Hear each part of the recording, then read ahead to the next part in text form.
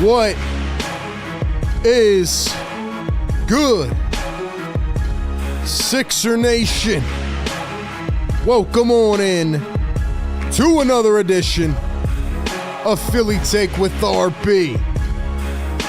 One day after the NBA trade deadline, couple hours after Daryl Morey finally speaks to the Sixers media, the dust has settled. We now know the roster for the rest of the season. We now know what their plans are. Question is, can they make a push for the playoffs? Playoffs? You know where to be, man. We're still going to break it down every single game. Good or bad, highs and lows, ups and downs. That's what we do. Right here on Philly Take with RB. Sixers in Detroit for a nationally televised game. What? Hey, man. A lot of things going on in Philly sports. Friday evening, as we await some big stuff this weekend for both the Sixers and the Eagles. They need a dub, though, man. They need to bounce back after that brutal loss a couple nights ago. Kind of feels like forever, doesn't it? Kind of feels like forever with everything that has transpired over the last 48 hours. But nonetheless, we'll break it all down because that's what we do right here on Philly Take with RB. We've kept you up to date with all the trade deadline coverage. We've gone live for every game. They had a back-to-back Tuesday and Wednesday.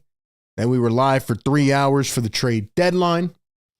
Today, Daryl Morey decides to do an impromptu press conference at 11:30 in the morning. I got to listen to that just at the last moment. I saw it coming on. I decided to listen to it. I made a video breaking it down. Fact of the matter is, we break down all the coverage regardless, man. So welcome on in. Officially, good evening, good afternoon, or good morning, wherever you're tapping in from, and welcome in to Philly Take with RB. Sixers Game Day Live Show presented by National University and powered by BetUS. 50 games through the season, man. Game number 51, we have the 20-30 Philadelphia 76ers taking on the 25-26 Detroit Pistons in Detroit. I think the Sixers had, 5 in a row at home? Now they're back on the road trip. This is the number one Sixers Game Day Live Show where we give you the pregame, live game, and postgame coverage, including our staple play-by-play reactions, analysis, and more as it all goes down. We'll take your phone calls after the game.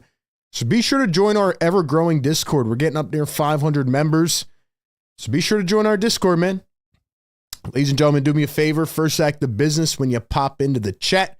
Go ahead and hit that thumbs up button. Hit that red subscribe button if you want to join in on the live chat and become a part of the Philly Take family by hitting that join button. Join, become a member. Get those exclusive emojis just like the Yabu one and get those loyalty badges and more. Lastly, be sure to follow us on Instagram and TikTok at Philly Take with RB and follow me on Twitter at RB Philly Take to connect everywhere. Special shout out to the members in the chat. I'm going to give you guys some shout outs here in a few minutes, but I need people getting active in the comments, man. It's been a long week. Been doing a lot of Eagles Super Bowl coverage as well. The content has been ever flowing, man. And I'm sure we'll talk about the Philadelphia Eagles tonight as well. So we'll get into it all, man. But let's kick it off with our Sixers pregame live show. I think we're at the point now where, we kind of know what to expect, or what we should expect is to not expect anything. Right now, tonight, the Sixers finally get back Joel Embiid, Paul George, and Tyrese Maxey on the floor together. Now, Daryl Morey did a press conference earlier today. We'll talk more about what he said, but he did say that the three were going to play together tonight, and they are. But knowing the Philadelphia 76ers, one guy comes in, another guy goes out. So I hear the news that Andre Drummond's back. I'm like, yay, we get to see Andre Drummond hoops. But then Yabusele's out. Yabusele got hurt a couple nights ago, if you remember that play. I think think he went up for either a block or a layup. I forget, but he came down. He was grimacing a bit. He was limping around, grabbing his knee. Hopefully everything's all right. Daryl Morey did say that the goal is to retain Gershon Yabusele this offseason. He said they feel pretty good about it. So, hopefully they'll be able to do that. But Gershon Yabusele is out. Joel Embiid is back in. Andre Drummond is back in, so they will have 2 centers. I feel like the Sixers have gotten to a point where 2 centers are going to play and 1 is going to be out. Like, Yabu being out, I feel like they went up to Drummond and they were like, yo, you have to play tonight. And he was like, no. And they were like, all right, you have to play. And he said, okay. So anyway, that's where we're at, man. Sixers taking on the Detroit Pistons, who, if you would have told me through 50 games, had a better record than the Sixers, I would have said you're absolutely crazy. But that's why sports are insane. Now, the good thing is that tonight we will get to watch the debut of the new Quentin Grimes and Jared Butler. I believe both of those guys are active. I'll get a final confirmation on that. But Nick Nurse did talk about Quentin Grimes. Daryl Morey talked about Quentin Grimes and his fit alongside Maxey and McCain for next year. But they said they really liked his game. Although he was traded a couple times due to CBA stuff, they said they really liked his fit, especially defensively next to Maxey. So we will get to see some Quentin Grimes. Nick Nurse talked before the game. He said he doesn't know how much, but he said that he'll play with Kyle Lowry a good amount. And I tweeted out earlier on my Twitter, be sure to follow me over there, RB Philly Take. I said, is Nick Nurse going to play Quentin Grimes and Jared Butler over Kyle Lowry? That was my tweet. And I was joking around, but then Nick Nurse comes out and says that he's going to play with Kyle Lowry. So my prediction would be that Jared Butler probably doesn't see the floor that much at all, and that Quentin Grimes is going to be the backup shooting guard, which just, I don't know, it gets on my nerves that Kyle Lowry and Eric Gordon continue to play. If you didn't watch the last game with us and you didn't watch the post game, essentially Ricky Council got his minutes cut to 5, and Justin Edwards got his minutes cut to 24 because Kyle Lowry and Eric Gordon were playing deep into the fourth quarter. And I thought, okay, maybe it's a trade deadline thing, like they're trying to display these guys to potentially put them out there on a flyer. But when it's all said and done, we realize, as Eric Gordon, Andre Drummond are still here, Lowry has a no-trade clause, but Nick Nurse really thought that that was the best way to win that game on Wednesday night, and it's ultimately why the Sixers could not defeat the Miami Heat. So I have no hope that Nick Nurse is going to play these young guys over some of the older vets, and I'm expecting to see more of the same. But if you guys have any thoughts, let me know down below. I am glad that Justin Edwards is staying in the starting lineup with Kelly Oubre and the Big Three tonight. So we'll see what they can do. Sixers are a favorite in this game, and I think it is time to ask the people in the chat. We'll go to our final score predictions in a second, but who do you think is going to be cooking? Now, big update here for the Detroit Pistons. Just about 5 minutes ago, they just ruled that Cade Cunningham is officially out. Cade Cunningham is out. The Sixers played them, I think it was the second match. I think these teams have only played twice, right? I don't know. I feel like the season's been forever, but the Sixers played the Pistons last time, I think was in December, and Cade Cunningham was out, and the Sixers took care of business. First matchup, they lost to Detroit.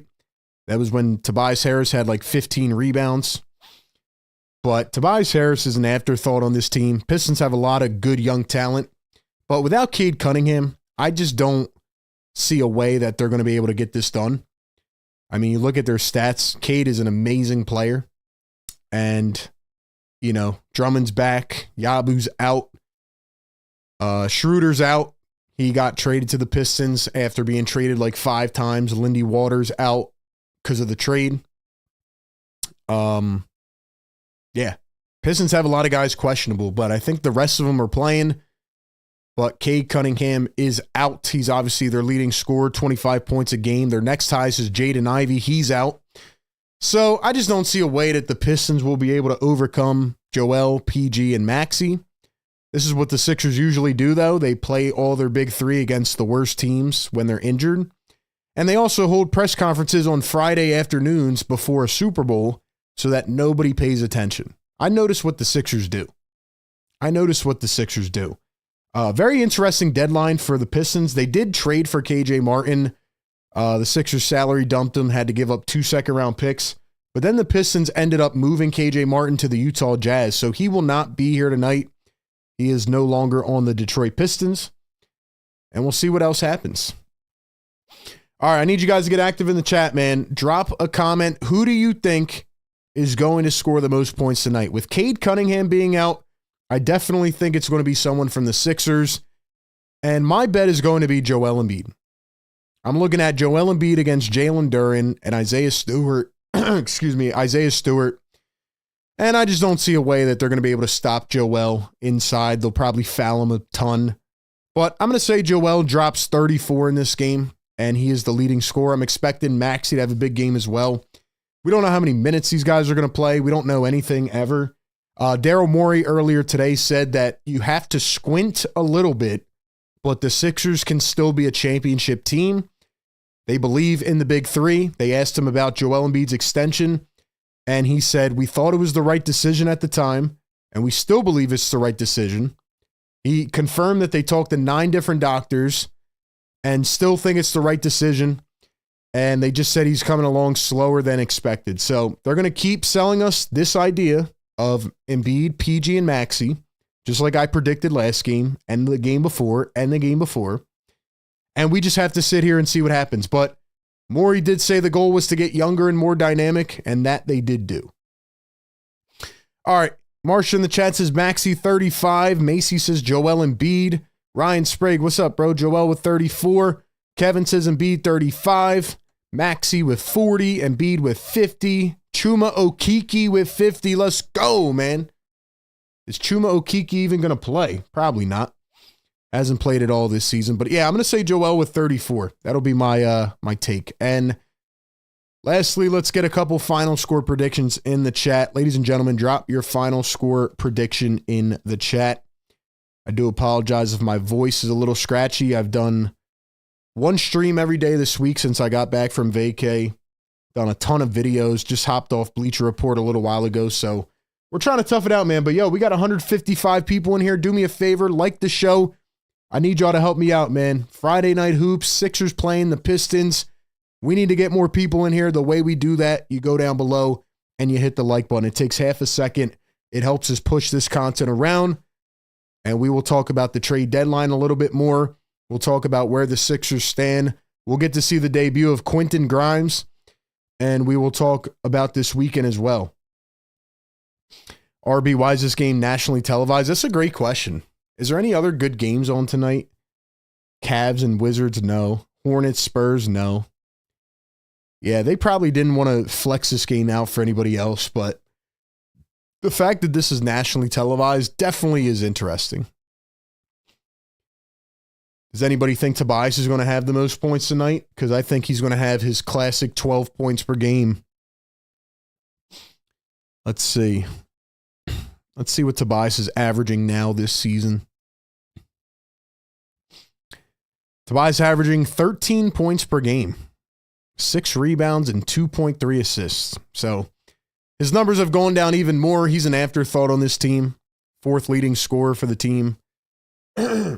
Excuse me. So yeah, I'm not scared of Tobias at all, but we'll see what happens. He's earning that paycheck anyway. All right, man, drop your final score predictions. Like I said, no Cade Cunningham. I'm taking the Sixers to win this by 10 points with their guys back.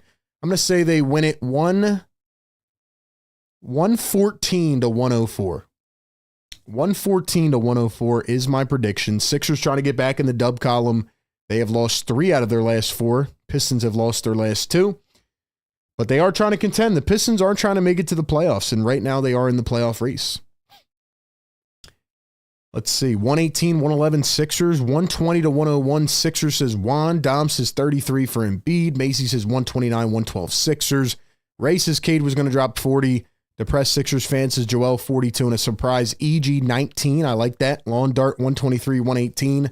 Dom says Sixers dub 116-109. TMU says Sixers by 16. Ray says 124-120 Pistons. Ryan says 119-112 us. Lawn Dart says Tobias 22 rebounds. Oh, man, I love it. Clint, what's up, brother? 118-103 Sixers. Kevin, 110-100 Sixers. C Block, Sixers 117-98. Marcia, 120-100. Ego, 117-113. Jen says, what up, RB? Tobias says, the best agent. How does he get paid? It is mind-boggling. Rob says, Embiid with a 72 bomb. Let's go, man. We got Friday night hoops. I'm going to give you all I got, ladies and gentlemen. Let's go. Play the beat.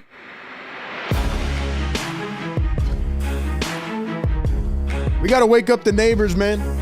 They're still mad at me the other night. They cut my Wi-Fi. Let's go, man. Play the beat. Let's get it.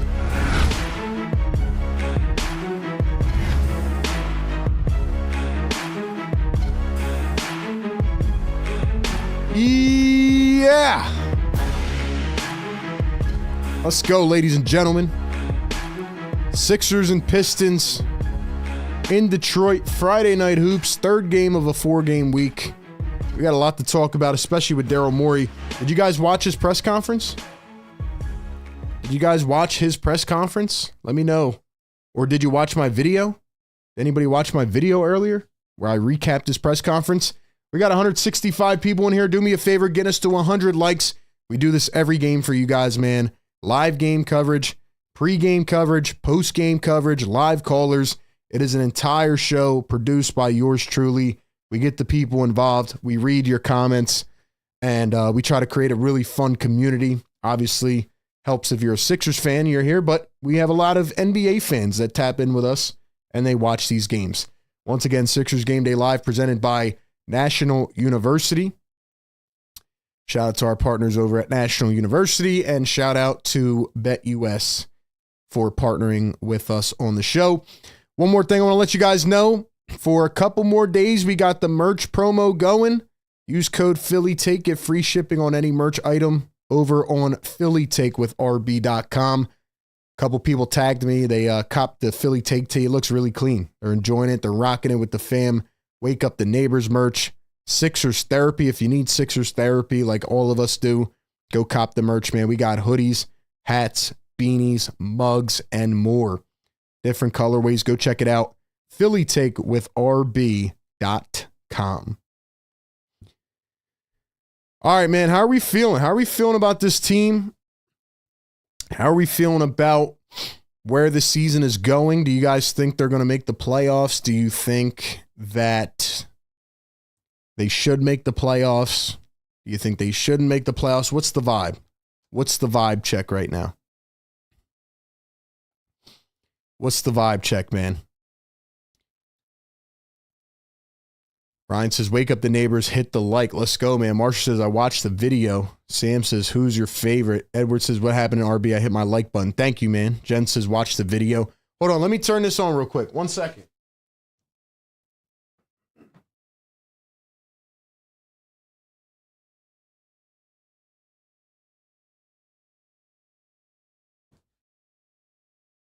Yo, guys, how do we have 77 likes and 170 people in here? Come on, man. I know the shadow watchers are out there, maybe on the night shift, but do me a favor, man. Drop a like on the show, man.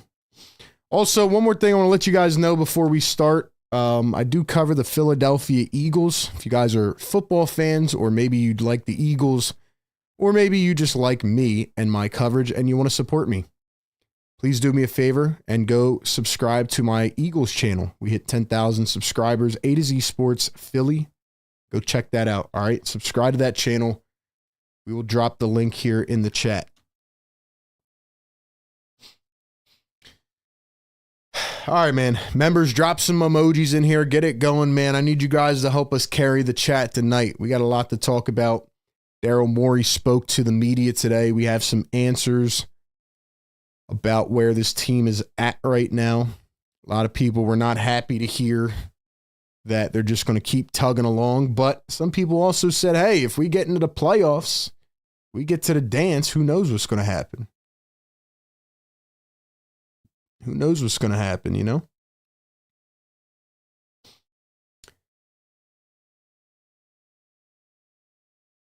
Like I said, Justin Edwards will remain in the starting lineup tonight. Yabusele is out with a knee injury, but Drummond is back. The big three is back. What is this, game number 6 all year that we get to watch them play together? So who knows, man? But I want to see what the dynamic's like. Paul George has been struggling mightily. Tyrese Maxey's been on fire. Another 30-point game last time out. And Joel Embiid had a triple-double in his first game back, so we'll see what he can do. Let's see.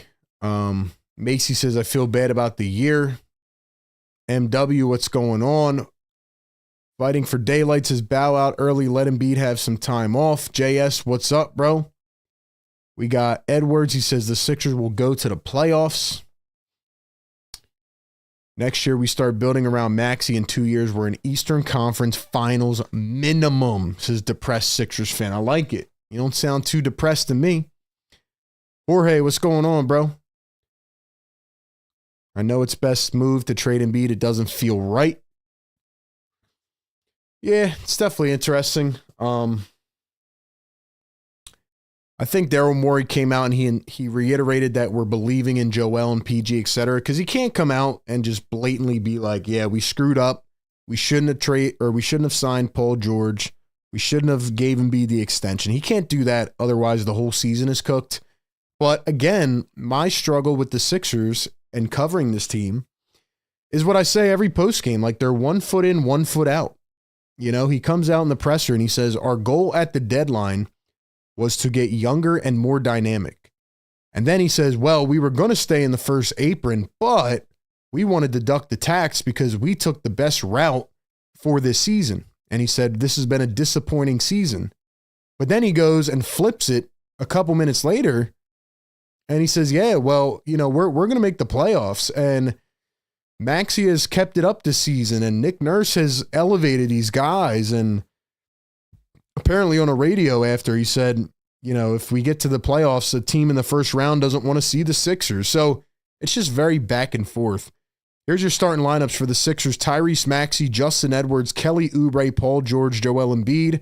And for the Pistons, Malik Beasley, Tim Hardaway Jr., Asar Thompson, Tobias Harris, and Jalen Duren. No Cade Cunningham and no Jaden Ivey. So the Pistons will be down their 2 best players. Yabu is down for the Sixers, but Drummond is back, and we will get it rocking. Guys, 200 people in the chat, 97 likes. Who's going to be number 100? Let's go, man. Imagine if this is the year we win it all. That would be crazy. That'd be the craziest twist of plot twists.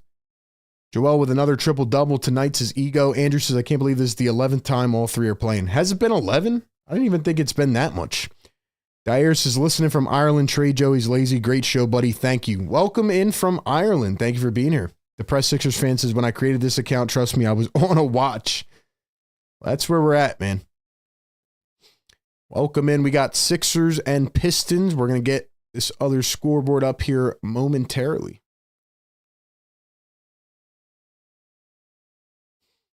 Do me a favor, drop a like, man. Drop a like. We got 100 likes. Drop the yes sirs in the chat. Drop them, baby. Let's go.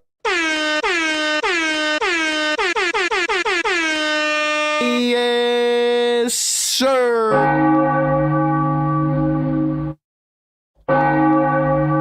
Woo. Let's go, man. We are back. Post-trade deadline. Sixers win the tip-off. They're rocking the red unis. And Detroit rocking, what is that, gold uni? Maxey backdoor cut, lays it up and in. Nice play. Nice play by Tyrese Maxey. The assist goes to Joel Embiid. And here we are. Here is Tobias Harris guarded by Paul George. Here's a 3-ball, and that one is going to be drilled up at the top. That was Malik Beasley. I'm surprised they didn't move him. I mean, Pistons, I guess, are trying to make the playoffs. Beasley's been great. Here's Joel Embiid going to step into a 3. That one is short. Picked up by the Pistons, and here we go. Asar Thompson up at the top. He's going to swing it over to Hardaway. Hardaway going to find Duren. Duren's been a little bit bumpy this season. Here's Tobias going to drive down. He'll go up and in. Tobias Harris. Joel kind of peeled off a bit. And the Pistons lead by 3. Tell you what, man, Pistons have been playing better than anybody gave them credit for. Maxey drives, lays it up off the fingertips, got it to go. Maxey with a quick 4. Let's go, members. Drop them. Yes, sir. Man, I want to see everybody in the chat getting active. We need everybody. There's Thompson again. This time he's fouled en route to the basket. Even though Joel Embiid played really good last game, had a triple-double, we noticed a lot that the game slowed down. The Sixers tried to play a different style of basketball, and it took away from some of the young guys' minutes. So there's a lot of conflicting emotions on Joel Embiid and Paul George being in the lineup. So that's kind of where we're at, man. And I don't know. It'll be interesting to kind of see how it plays out. Let's get these stats up. Welcome in, everybody. Please hit the like button. Thank you for being here with us, man, all week. If you guys have been here, you guys are the real MVPs, man. You guys make this possible, and we continue to try to build this brand out and continue to create content. Second free throw miss, but a putback dunk. By the way, we're on Bleacher Report every week, Thursday, 5 p.m., Friday at 6 p.m. Eastern. So appreciate everybody that hopped on there with me as well. It's been a crazy week of coverage. Maxey sidestep 3, can't get it to fall. Pistons lead by 4. Here's Tim Hardaway at the elbow. He's going to find Tobias. Tobias, dribble, pull up. Tobias, short, rebounded by Embiid. Definitely want to see what the pace of this team looks like tonight. Now having the big 3 back. Here's Maxey going to run a ball screen with Embiid, and then they're going to call a foul on Joel Embiid. A little push off by Embiid.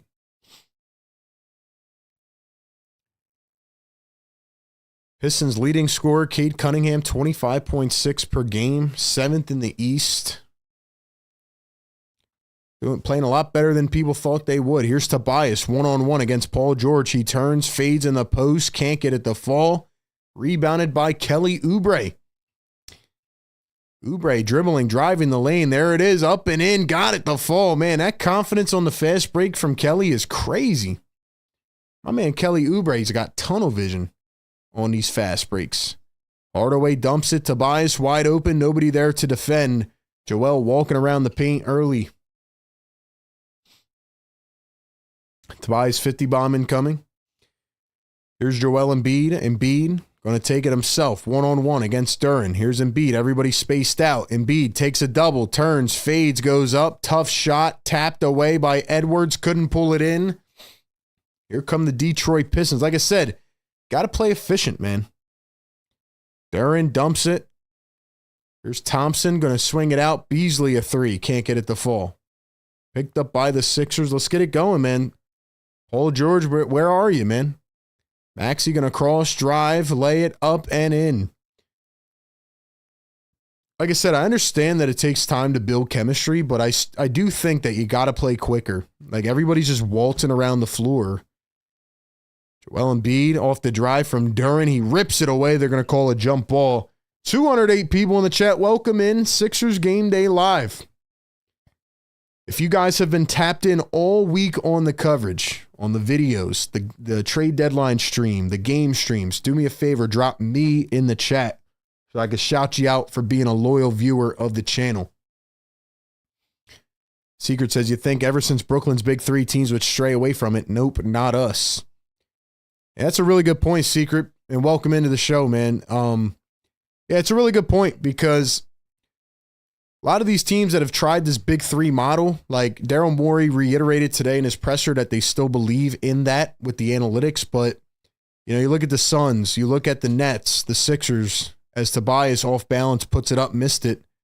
You look at all these teams, like it's very hard to make work because once one player gets injured, which happens a lot nowadays, there's just no room for error, you know?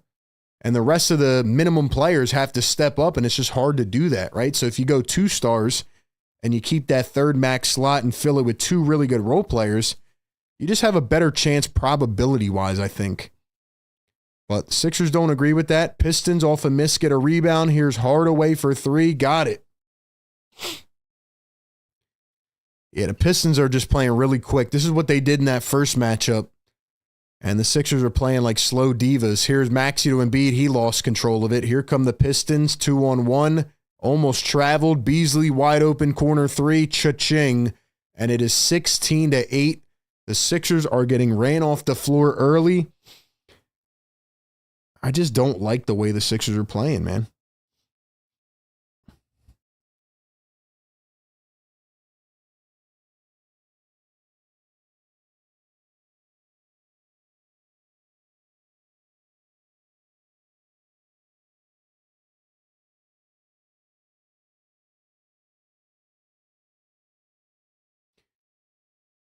Like I said, I think it's going to be a real conversation as we move forward into the season. Historically, you go back, you look at teams that play like this, right? Young, quick, fast. They get to the playoffs. They're not experienced enough. They're not ready to win. But when you look at teams that are going to be the top seeds this year, the Grizzlies, the Rockets, the Thunder, the Cavs. Cavs, big acquisition with DeAndre Hunter. Gave up a lot. Shout out to the minivan. But, you know, teams that play quick like that going into the playoffs, are they going to be able to run these teams off the floor when the game slows down in the half court? I think that's a real question. But I look at the Sixers team and the way that they've been playing quicker, faster, before these guys came back with Council and Bona and, Edwards and guys like that. And then they come out in a game like this tonight. Paul George hasn't even taken a shot yet. Maxey's got 6 points. Joel Embiid, 0 for 3. Everybody's just walking around the floor. And I think Sixer fans are at a point where they're just tired of watching just such slow basketball. And once again, this is why I said earlier in the year, a lot of people got on me that it's time to build around Maxey and McCain. But what I'm not saying is that get rid of every other player. What I'm saying is the style that Maxey and McCain were playing, that 1-2 punch, just how amazing it looked, like how swift it was. That's how they need to play. You notice how Justin Edwards has just been sitting in a corner all game to begin. He's got a couple rebounds. He crashed the glass nicely, but Quentin Grimes and Justin Edwards, Ricky Council, these guys need to play quicker,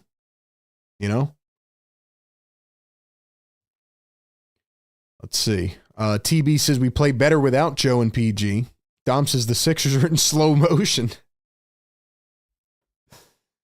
Kind of looks like that, to be honest. Secret says a team of 100-year-olds can move faster than us, bro. Yeah, and guess who's coming in off the bench, Kyle Lowry, Eric Gordon. Let me ask you guys this. What grade would you give the Sixers at the trade deadline?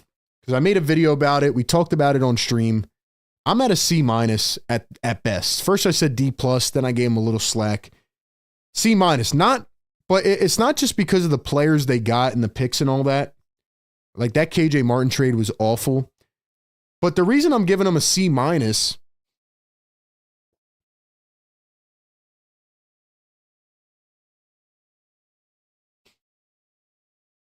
I don't know what they're talking about right now. But the reason I gave him a C- is because they didn't get rid of Eric Gordon and Andre Drummond. To me, there was no excuse not to get rid of the two guys that are going to continue to take away minutes from your young players. Their value is probably higher. Maybe not Drummond because he's been hurt, but Eric Gordon was playing amazing. So why didn't you get rid of him? I don't understand it.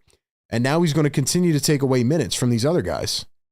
Edwards out the Paul George spot up 3. That one's off the mark. Man, PG, what is going on, man? Thompson, Tobias Harris dumps it down. Asar Thompson beats Embiid. Can Embiid not jump? Can Embiid not jump? Like, I don't get why he doesn't jump. Jump for the block, man. Paul George pull up mid-range. Got it to go. 18-10. But yeah, we're still going to see Drummond and Gordon hoops and Kyle Lowry over the young guys. So Pistons lead by 8. Here is Jalen Duren. He's going to dump it to Tobias Harris. Joel, you're just standing there. And then he fouls him. Joe. All right, man. See, this is where I get mad, bro. And I feel like before we give Joel a break because he's such a great talent. But what is Embiid doing? Did you guys see the same thing I'm seeing? Like I said, overall, we're Sixer fans, right? We want the team to win. I just don't get why Joel comes out and starts games like this. And then in the third quarter, he's going to go on a run and he's going to score 18 straight points. But why does he stand there and not play any defense?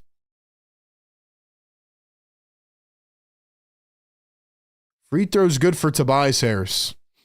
This is why I miss Yabusele on this team today, man. Depressed Sixers fan, $2 super chat. Thank you so much. He says, imagine prime Clint Capella on this team with Maxey. That's probably the kind of center that they would want if they're playing quicker. Just more of a lob threat, especially like if they were in Houston. You know, if Morey was still in Houston and they had drafted Maxey, D'Antoni would have said, yeah, get, Capella, Maxey, absolutely. Depends on who you ask, RB. Josh Harris saved $20 million and no one even knew KJ was gone. I still will not get over that trade to dump 2 second-round picks. And they asked Daryl Morey about that today. And he said, well, I know one trade happens at a time, but you got to look at it with a holistic approach. Like we got more picks than we gave away. That makes no sense. That makes no sense at all. So because we got Joel Embiid misses the second free throw, Edwards can't get it out of bounds. And that's Scott Foster, by the way. But so because the Sixers gained 5 second-round picks and they lost 3, that's a good trade deadline, even though they could have only lost 1. You know what I mean? So just because I got paid $20, but I decided to blow $10 when I could have only spent $2 on the same item, we should still be happy because I still have $10. You know what I'm saying? Like, that didn't make any sense to me. And here's another foul on the floor. The Sixers are just playing miserable right now to begin this game. But what do you guys think, man? All right. I missed you guys last time, but if you guys have been tapped in all week with us for this coverage, man, drop me in the chat so I can shout you out. Duran missed it. Out of bounds. It's going to be another foul? Another foul? Yeah, we might as well just foul out, man. What happens if everybody fouls out?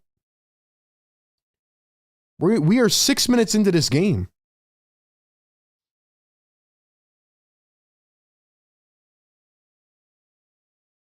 This is crazy. This is crazy.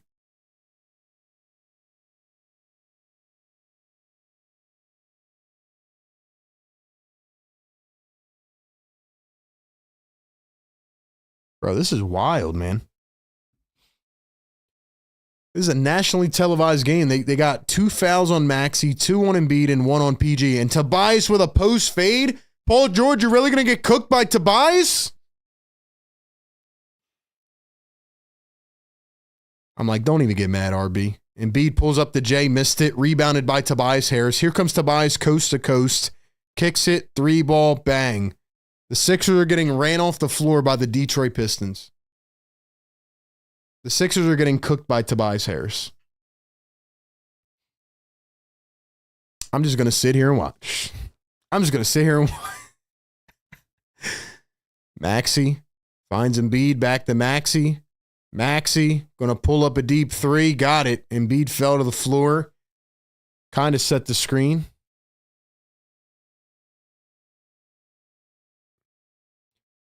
Wow. Sixers running a zone defense now. They switch it up to a zone.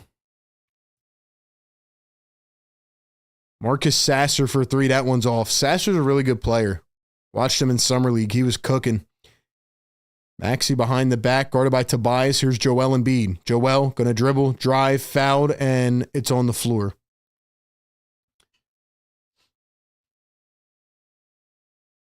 .446 to go here in the first, 27-14.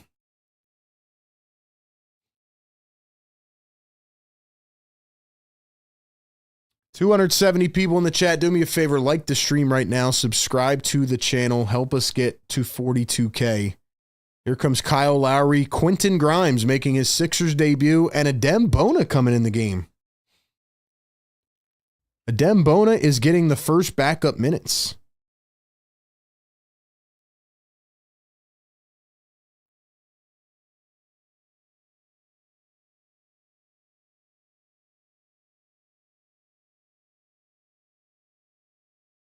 So again, I will ask the question, why did they not trade Andre Drummond as Maxey gets swatted at the rim? Wow. Thompson just flew down the floor and he was fouled. So, okay, we're going to play a Dembona, which is nice. So why didn't we not trade Andre Drummond? Why did Andre Drummond not get traded? This is what I'm saying, man. The ownership does not know what they are doing.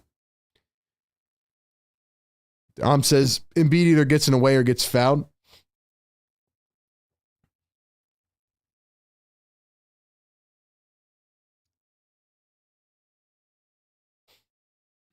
Kion says Tobias is cooking. Busy B says this is embarrassing.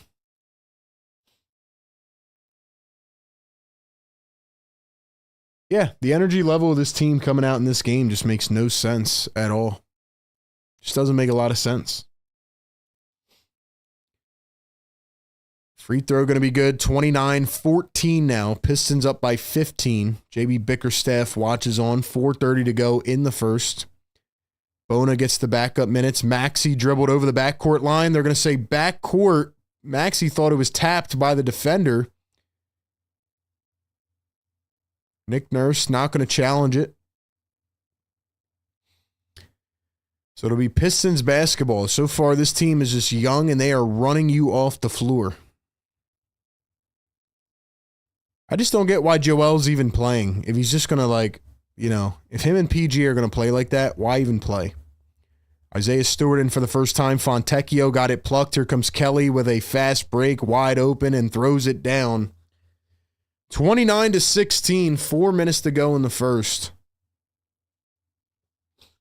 Quentin Grimes guarding Marcus Sasser. Here's Asar Thompson, drives in against Bona, contested, got it to fall. 31-16 is our score. Kelly Oubre at the top. He's going to find Maxey. Maxey guarded by Sasser. Maxey going to dribble, spin to his left. Maxey dribbles in again, all by himself. Puts it up, can't get it to fall. Bona taps it back to Detroit. Here come the Pistons. Asar Thompson finds Fontecchio. Here's a three. Can't get it to go.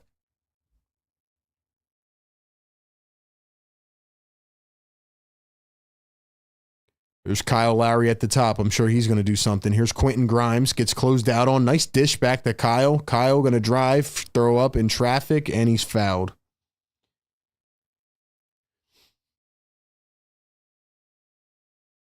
Yeah, no Cade Cunningham either. Keep that in mind. No Cade Cunningham and no Jaden Ivey. Two best players for the Pistons are out, and the Sixers are already getting ran off the floor. It's pretty wild, man. We got Sixers trivia coming up in a couple minutes, though. 280 people in here. Can we get it to 200 likes? Do me a favor. Like the stream right now, ladies and gentlemen. We do this every game. Sixers Game Day Live, pregame, live game, and postgame right here on the show. Dom says, this is a disaster. All right, if you guys have been watching all the shows, man, if you've been here all season long in prior years and you're a longtime viewer, drop OG in the chat. If you guys are new this year and you've been tapping in a lot, drop return in the chat. If you are new, this is your first time watching us, drop new in the chat.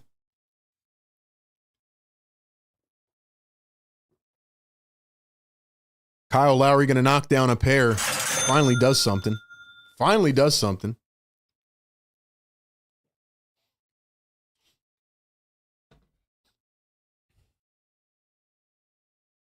Here is Fontecchio, drives in traffic. That's going to be a foul on Quentin Grimes. Debut of Quentin Grimes. Shoe game OG. Sam OG. Marsha says OG. Andrew OG. Busy B. OG. RJ OG. George OG. Bo OG. Riaz. Will new in the chat. Welcome, Will. Thank you for being here, man. Dom says OG. Ryan Rowe returning. Dave says me. Clint says returning. Ethan OG. C-Block triple OG. Alden says Pistons are a better team than the Sixers. Dom says OG. Dave OG. Kion OG. Let's go, everybody. Get us up to 200 likes, man. Let's get it. If you guys missed my video earlier today, go check it out. But essentially, Daryl Morey and the Sixers are going to keep running it with this lineup the rest of the year. They kind of admitted that it's been a disappointing year and they don't expect much, but they said they also think they can sneak into the playoffs and be a championship team if they keep the three together and all this stuff. So as of right now, this is what we're going to have to get used to watching for a while. This is what we're going to have to get used to watching, man. Joel Embiid 0 for 4 in this game. That's just not good, man. Not good. Like I said, the Pistons are down their 2 best players.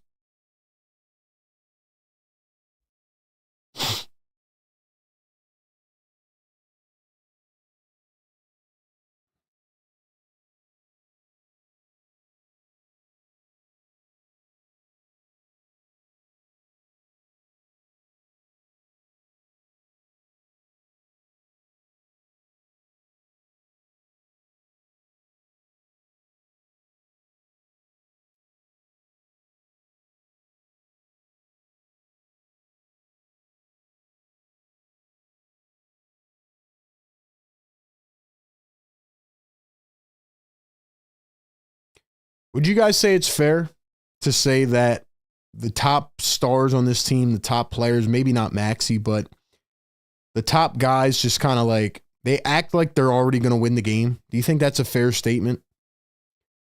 Like, I feel like the young guys come into a game approaching it as if like their career's on the line.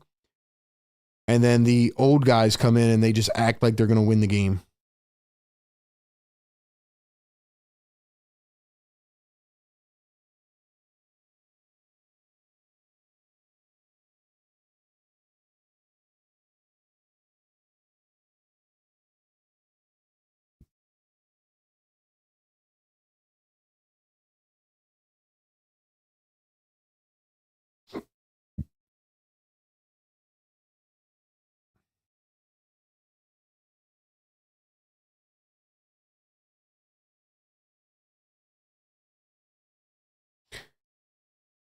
How many points does Tobias Harris have?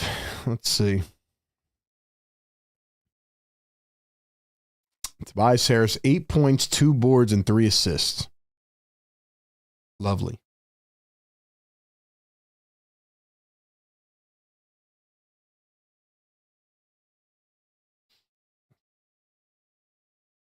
All right, man. Halfway to 200 likes. Get us there, man. Hit that thumbs up. Welcome into the show. Bro, we don't deserve to win. Did y'all see what Tobias said about what? PG looks like he never wanted to be here, says Ben. First free throw good for Fontecchio.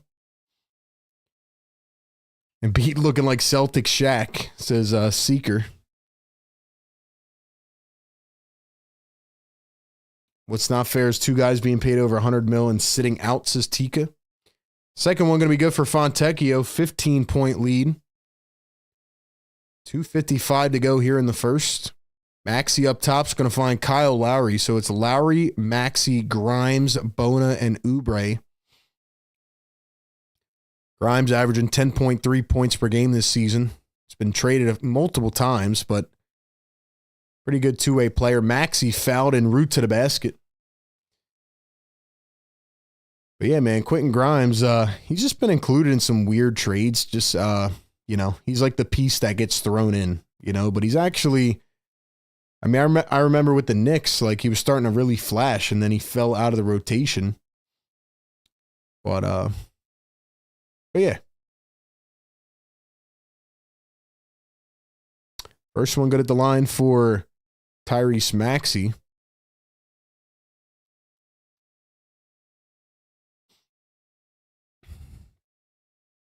Quentin Grimes, first round pick back in 2021. Shooting 39.8% this season from 3. 10 points per game, like I said. 3.8 rebounds. Second free throw missed. I'm sorry. My bad. 33-20.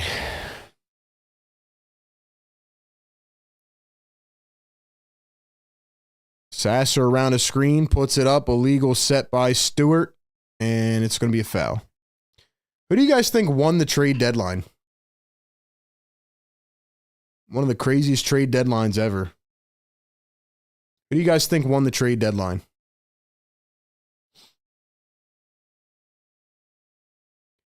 Here's a Bona guarded by Isaiah Stewart.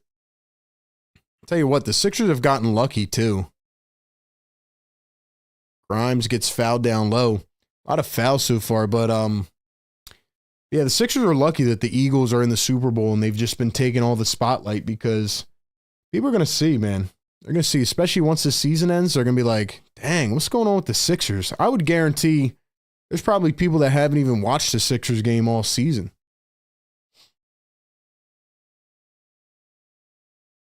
Grimes knocks down the first. Kion says we blame Ben Simmons and Tobias. Time Joel takes heat. I don't think Joel shouldn't take heat, but Ben and Tobias also deserved criticism. What we should blame is the front office for drafting these guys and keeping them here. There's been a lot of weird Sixer fans. By the way, Grimes 2 for 2 at the line. There's been a lot of weird Sixer fans the last day trying to say we should get Ben Simmons back, who just got bought out by the Nets. I would rather get any other player in the league than Ben Simmons back. Free throw missed. Then you got these weirdos like, oh, look at everything Ben does, and he'll be such a great passer for this team and this and that. Like, do we not remember? Like, I can't believe I have to explain this, but like, Ben Simmons should never put on a Sixers uniform again. Never. Like, I can't believe there's people that actually want him back on his team. Like, it blows my mind. Some dude on Twitter, he was like, yo, he creates 18 assist points per game. See, like, that's why you have to actually watch games. Because you can come at me with all the numbers you want. But here's a fact, buddy. When a guy refuses to look at the basket and is scared to shoot a basketball, don't you think he's going to have more assists? Don't you think that? Who's 6'10"? I mean, that's kind of common sense, right? So that's like another reason why numbers don't tell the whole story all the time. I mean, that's just common sense. Grimes a 3. Got it to go. Let's go, Quentin Grimes. Let's go, man. Shout out to Quentin Grimes. Nice shot. He's got 5 points off the bench. Drop some fires for Quentin Grimes.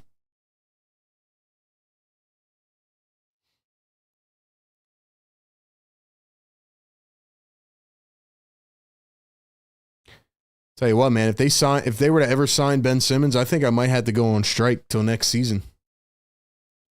RB, would you rather have Tobias or Ben back? Neither. I'd rather have Tony Roten back.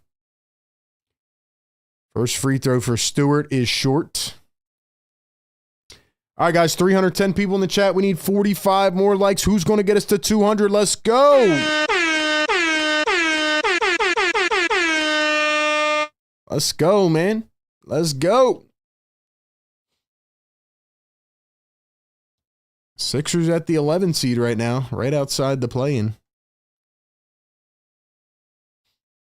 I agree, RB. We don't need Simmons. We have enough problems with the lineup. Yeah, exactly. Second free throw good, 36-25. Bro, the refs are from Kansas City. Ben Simmons should be nowhere near the Sixers. I agree with that. If you think otherwise, you need an evaluation. Bona drives to the rack, goes up and in. Big time play by Bona. Nice finish there against Isaiah Stewart. Now it's down to a 9-point game. You notice how the young guys got them back in this game? Eric Gordon comes in for the first time. Here's Detroit, wide open 3. Got it. Kyle Lowry just knocked the dude out of bounds. Who was that? I don't know who that was. Here's Tyrese Maxey. Turns, spins, finds Bona down low. Juggles it, picks it up. Gordon thinking deep 3. Here is Grimes again. Can't get it to fall. Fontecchio the board. And here come the Pistons. Oh, that was Ron Holland. Kind of forgot about him, man. Forgot since he doesn't start for this team.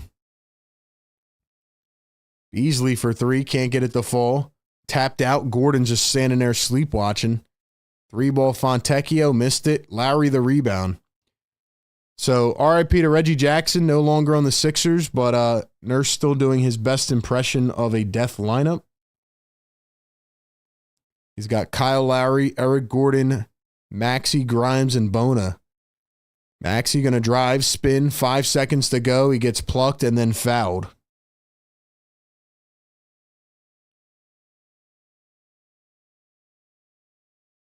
Nurse will never stop playing that lineup, will he?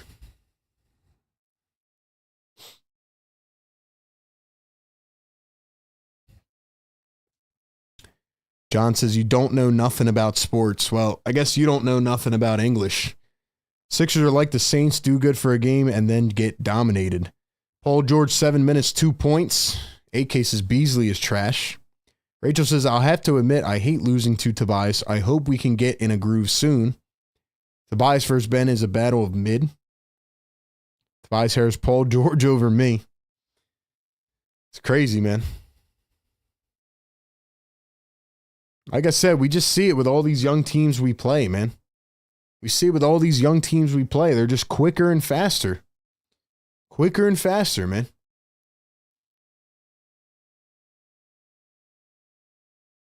What was the point of trying to get younger at the deadline when we're still going to have Gordon and Lowry in the lineup? That's a great question, Steven. It's a great question, man. That's why I tweeted it out earlier today. I said, is Jared Butler and Quentin Grimes going to play over Kyle Lowry? Now, Kyle Lowry had a no-trade clause, but Eric Gordon could have traded him. Could have traded Drummond. Don't know why. And Drummond's active tonight. He's just not playing because of a dem bonus. So, again, why didn't you trade Drummond?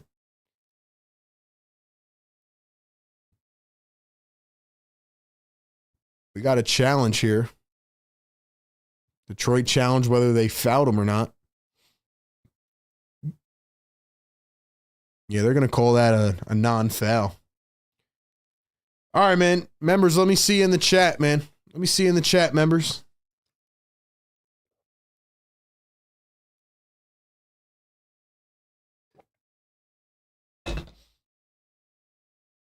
RB, I think your head would have exploded if you covered that Celtics game. Yeah, I did go back and watch that. Honestly, I'm not surprised at this point. It's hard to really get me like riled up, but kind of know where this team's at this point, so we'll see what happens the rest of the way.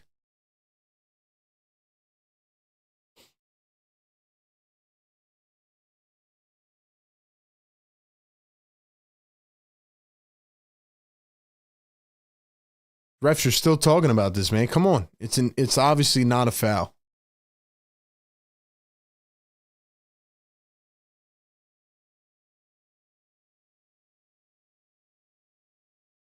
Dang, they have no fans here in Detroit.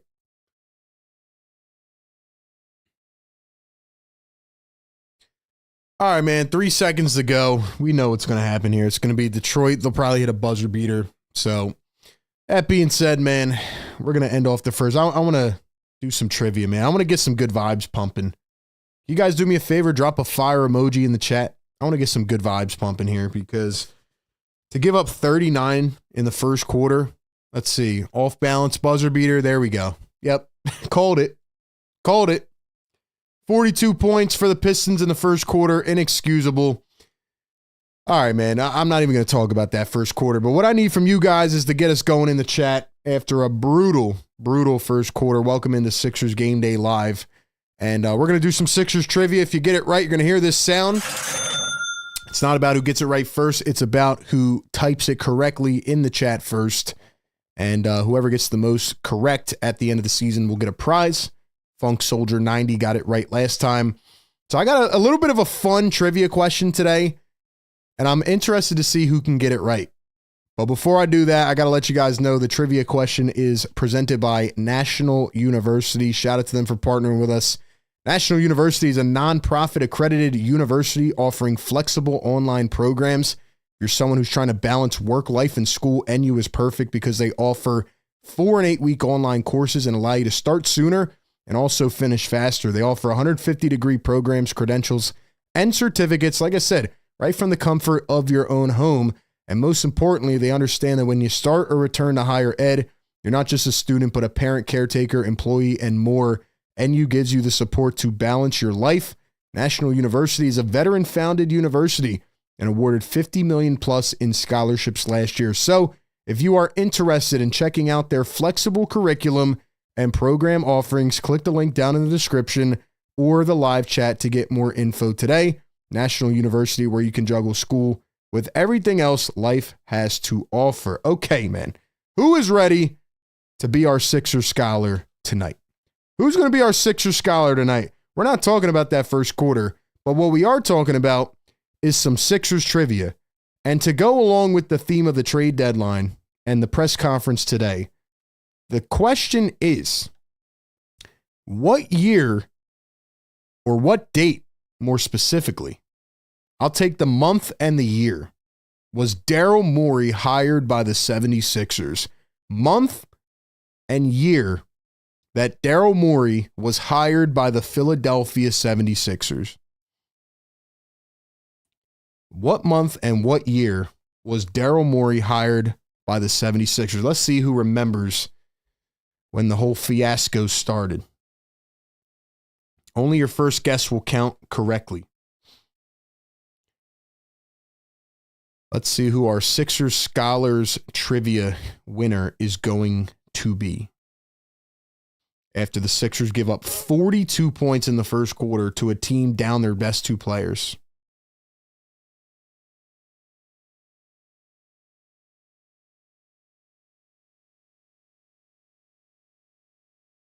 All right, man, I'll give you about 20 more seconds and then we'll crown a winner. Has to be the month and the year that Daryl Morey was hired by the 76ers.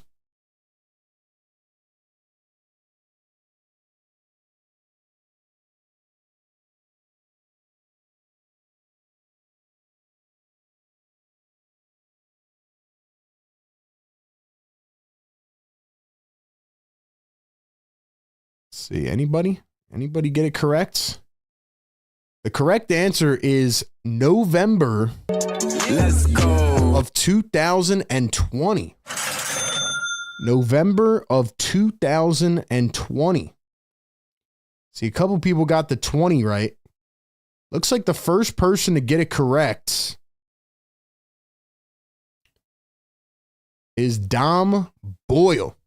Dom is our Sixers scholar of the evening, man. Shout out to Dom. Holland misses the layup. Give Dom some love in the chat, man. Let me make sure I didn't miss anybody. Looks like Dom got it right first. November of 2020. Ego had it second.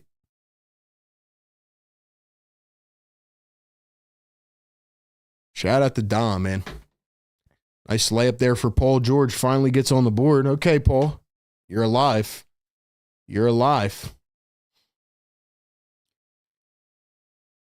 3 ball for the Pistons. Drains it. Yeah, Secret, my bad. I should have specified that first, but I did try to clarify it in time. Shout out to everybody that said November of 2020. Yeah, can you guys believe that it's been, 4.5 years?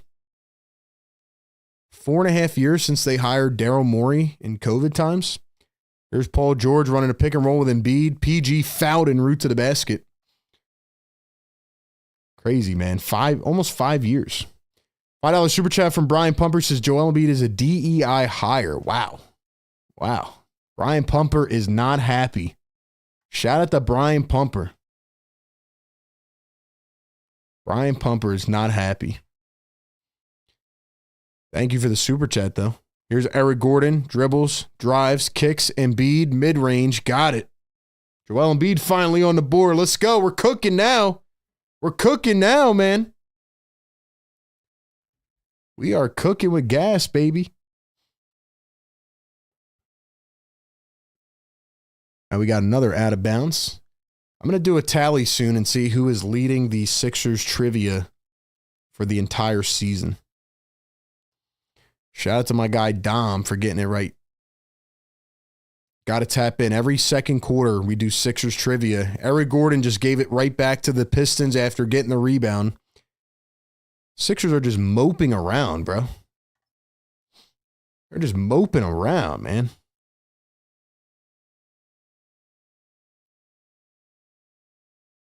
Head of security for the Eagles. Yeah, it might be Big Dom in the chat. Never thought about Dom Boyle being Big Dom. Here is Stewart off the pick and roll, floats it up, rebounded by Gordon off the miss.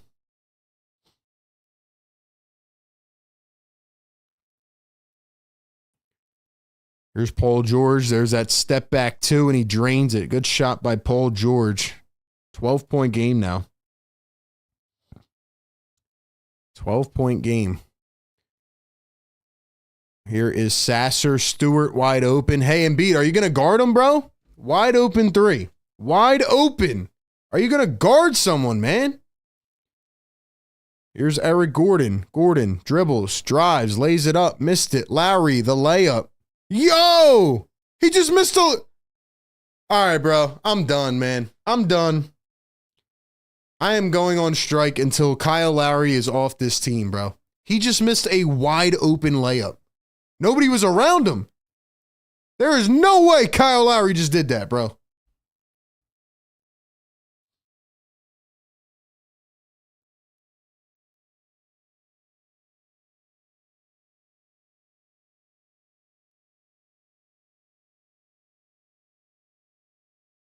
Nice finish by Quentin Grimes. 3 ball in the corner, wide open, bang. Joel Embiid out there late. Listen, ladies and gentlemen, Kyle Lowry has to be off this team tonight. You got to cut him. You got to cut him, man. Grimes lost the ball. Pistons pick it up. I think they called a kickball. I don't even know. I just can't even take it, bro. There's no way. Am I dreaming, ladies and gentlemen? Am I dreaming? Am I dreaming?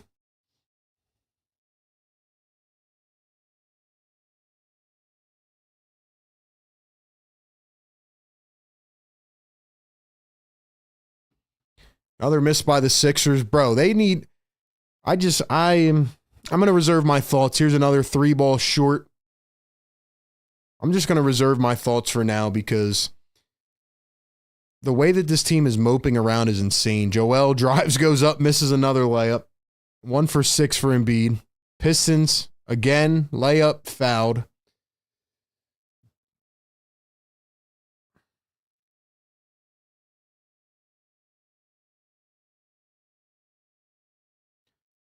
It's pretty insane how Tyrese Maxey and Quentin Grimes are the only guys with balls out here tonight. Paul George, 6 points, 0 rebounds, 0 assists. Joel Embiid, 3 points, 4 boards, 2 assists, 1 for 6. First free throw good for Beasley. They need to let Joel Embiid heal for 3 years. Let's go. They need to let Joel Embiid heal for 3 years. If he can't jump on a block. Daryl Morey said in his presser earlier today that they anticipated him getting healthy quicker, but his knee is still recovering. Nobody wanted to ask him the question, why did he play in the Olympics then? But if Embiid's going to come out here in the first half every game and just walk around like this, and Paul George is going to just sit there until somebody calls upon him, at this point, like, why not just play Council and Grimes and Bona and Edwards? Like, those guys are more fun to watch. And I love Joel Embiid, man, but this is inexcusable. Same thing with Paul George. $5 super chat from Depressed Sixers fan. Thank you so much. He says, I don't comment a lot because I work while listening, but I really support you, brother. Thanks for making everything bearable, you and DJ Carey. Yo, appreciate that, man. That's really nice to hear. Thank you. It's not easy covering a team like this, you know. It's what they don't tell you.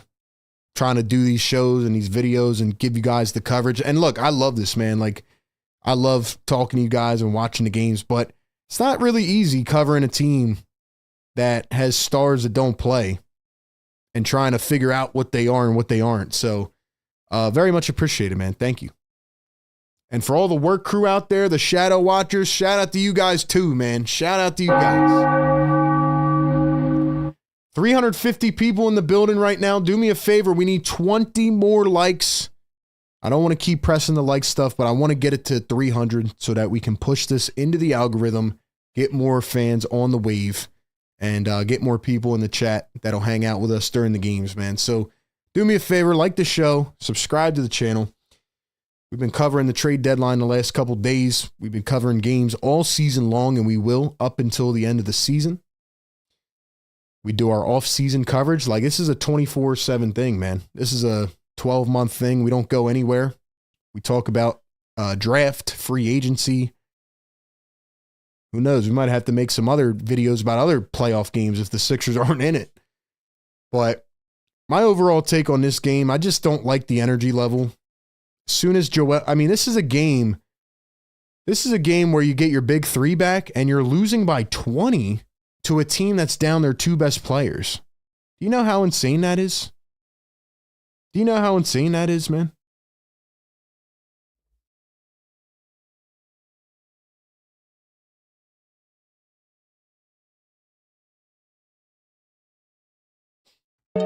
Let's go. Jaden Ivey and Cade Cunningham are not in this game, and the Sixers are down by 19.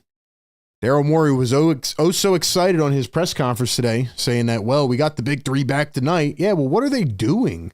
They're getting ran off the floor by Tobias Harris and who else? Asar Thompson and Malik Beasley. And I mean, the young guys closed the gap a little bit, but even they can't even save this right now. I honestly forgot Paul George was playing. Missed free throw by Beasley, 54-35. Oh, man. Pistons are in a zone defense now. Maxey and B down to Oubre. Drives, crashes, and lays it up and in. Good play by Oubre. Good play by Oubre. $5 super chat from Brian Pumper. We'll read that in a second. Thompson just drove the lane, tried to throw it down. Oubre doesn't know where the ball is. Oh, my gosh. A wide open layup. Bro, there's no communication on this team. And why is there no communication? Because of what we've been saying. They don't play games together. They don't play games together. They have no chemistry, no continuity at all. Joel Embiid scanning the floor. He's going to find Justin Edwards. Edwards around a screen, pull up, mid-range, got it. 56-39. Brian says, I can't believe we defended this clown so strongly. We were going into battle against all the Joker lights for this lazy, fumbling, bumbling buffoon shaking my head. What a wordplay that was. Beasley for three, drains it again. Nurse, you might have to deliver one of those Nuggets post-game messages that you gave after that game, because this team is playing like they don't give a crap. They are waltzing around the floor like they could not care less. Joel, fake pass, drives in, puts it up, short again. Laying on the floor. Pistons with a fast break. Hardaway for three, got it again. Yeah. Sit Embiid, sit Paul George.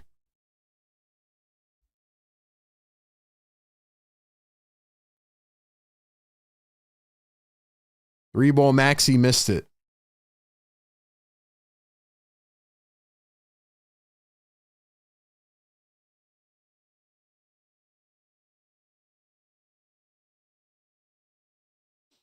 Ladies and gentlemen, this is for the first time since like that 3-14 start. I'm going to be honest with you guys. I have no words. I have no words, man. I have no words. Like, I know you guys want me to sit up here and get animated and get mad like usual, but I don't have any words, bro. Like, this is just straight up flat out embarrassing. And I'm not going to be mad at Nick Nurse about this. There's no way I'm going to be mad at Nick Nurse because the young guys have been showing motivation. The young guys have been having fun. They've been playing fast and quick. And then their whole momentum gets destroyed because Joel Embiid and Paul George come back and they're moping around as $50 million players who look like they don't care.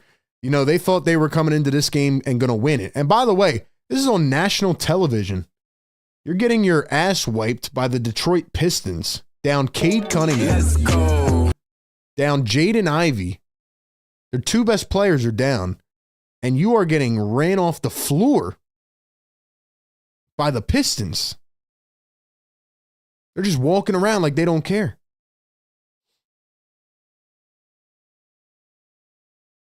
Wow. Wow. This is crazy, man. 370 people in the chat. We need 2 more likes, man. Get us to 200 likes. Thank you all for being here. Sixers Game Day Live. We break it down every game. I'm trying to think back to some of the bad performances early in the year. I know a lot of the guys were out of the lineup, but you're telling me this is how bad you are?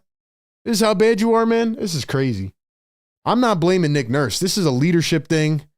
You put the stars back in who mope around, you see what happens. I'm getting sick of it, man.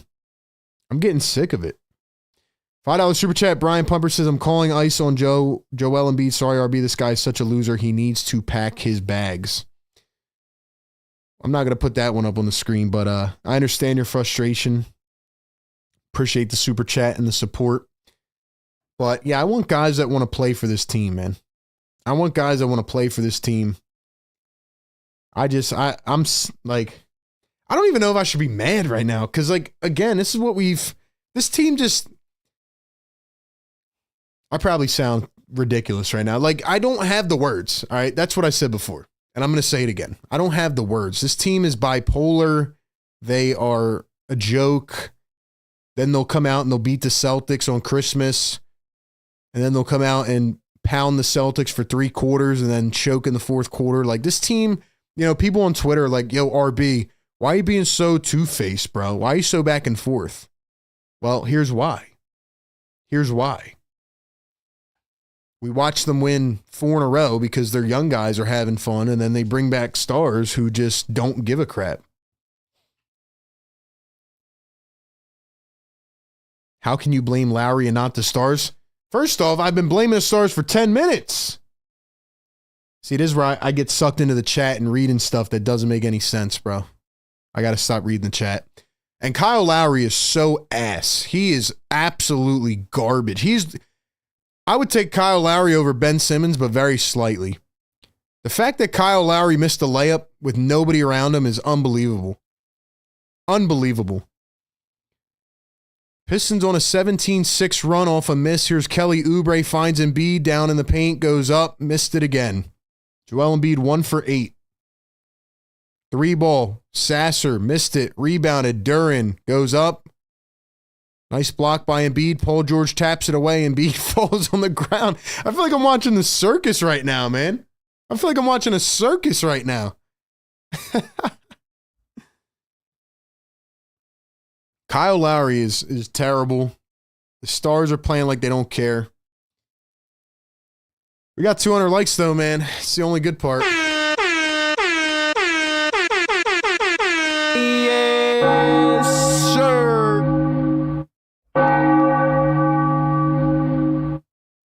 Neighbors are staying asleep, man. I don't have the energy right now. It's been a long week of coverage, man. Trade deadline, Super Bowl stuff. I'm feeling like the Sixers are playing right now, and they're making it even worse. Joel deep, too. Missed it again, 1 for 9. Thompson on the other end lays it up and in. Wow. Wow.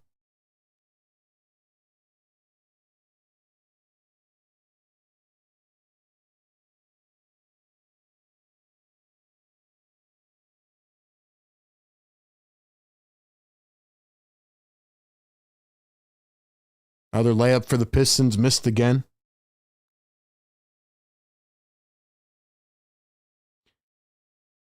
Yeah, man, I think I'll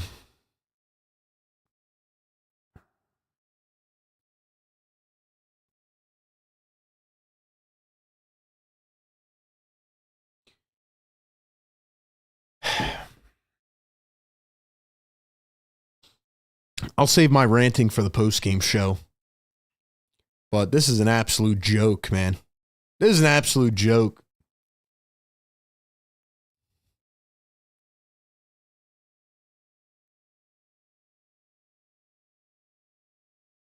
Daryl Morey really came out in that presser today and said that we believe in this core moving forward for the next 5 years.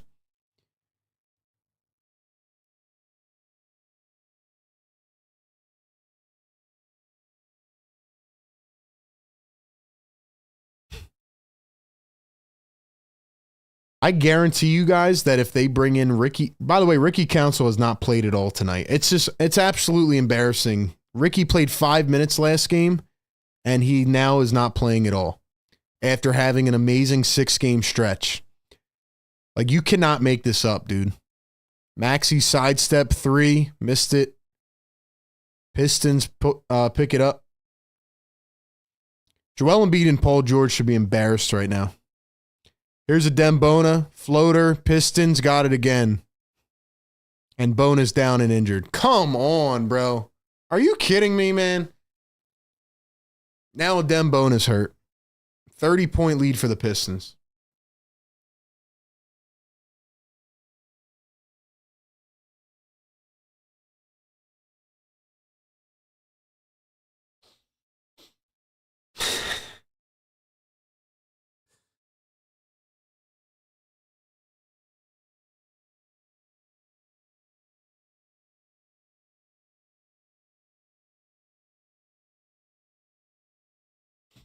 I'm going to say the same thing that I said, what was it, 4 days ago? Bona looks like he's getting up. Shout out to Adem Bona, man. Took a tough elbow to the jaw. I know that hurts. Now they're going to have to bring Big Toe Drummond in. But, you know, last week I said, and my whole post-game or post-trade deadline thoughts were, why are you going to keep trying to win? And Daryl Morey pretty much blamed the whole thing on injuries, but it's like you should have just tanked if this is how you're going to play. There needs to be an answer for why the Sixers come out so flat-footed in a game. You're playing the Pistons without Cade and Jaden Ivey, and you're getting your ass handed to you with the big 3 in. It's unbelievable, man. Like, this is embarrassing.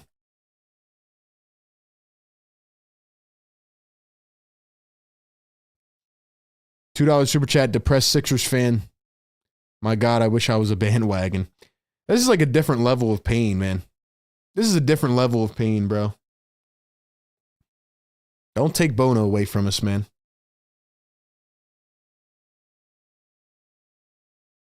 This feels very like early season-ish. And here's Andre Drummond coming in. Why didn't you trade Drummond and Gordon, man? Paul George, do you care? Do you care, Paul George? Dropped a nice podcast yesterday talking about the trade deadline. Do you care? Look at Joel on the bench. He looks like he doesn't care. Bro, this team needs new leadership, man. And they destroyed Maxey's confidence. He was going off for 35 a game. There's Paul George one-on-one against Marcus Sasser. He can't even beat him off the dribble. What kind of shot was that? Bro, I don't want to be frustrated, man. I don't want to be frustrated. Like,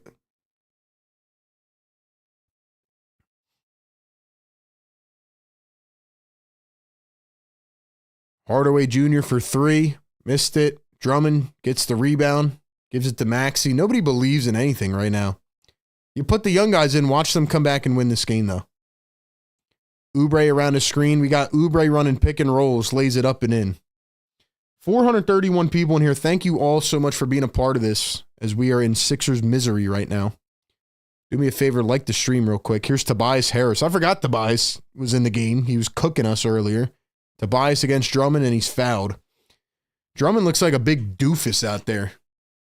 Drummond looks like he just woke up from a nap. I'm not trying to be this negative, man. I'm sorry, but they're just giving me no choice. They're giving me no choice, man.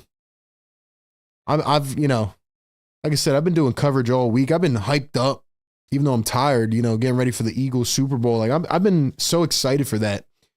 And then to just come on here and watch this type of game, like, just insane, bro.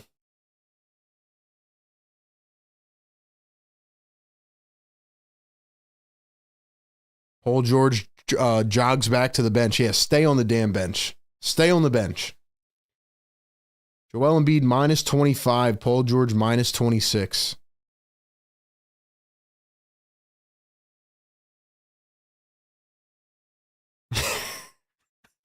MC says, never thought I'd say it, but miss you, Tobias. Man, we've hit a new low. We've hit a new low. Oubre drives, tried to poster Stewart, and he's stuffed at the rim. Stuffed at the rim. Stolen away by the Sixers. That's right. You keep the ball, Justin Edwards. Don't give it to anybody else. Oubre drives, floats it up. Got it.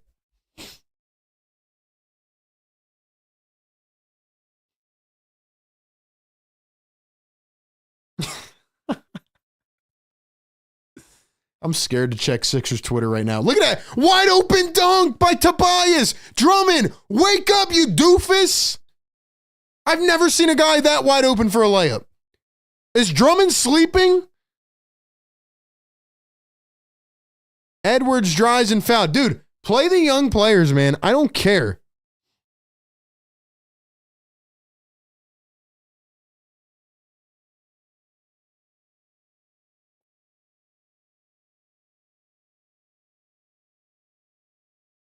I had so much more fun. Like, if I feel like these streams were getting so much fun watching the young guys, and now we're watching these old slobs again.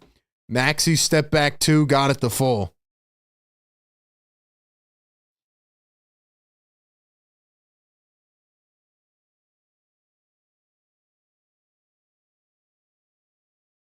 Tobias pump fake finds Beasley. Here's Tobias in the post. 1:58 to go in the first half. Tobias turning, puts it up, missed it. Pistons get their own rebound. Drummond, where the hell are you, bro? Sixers trying to get the rebound again. They dribble it out of bounds. Going to stay with the Pistons. I can't do this, man. I can't even, bro.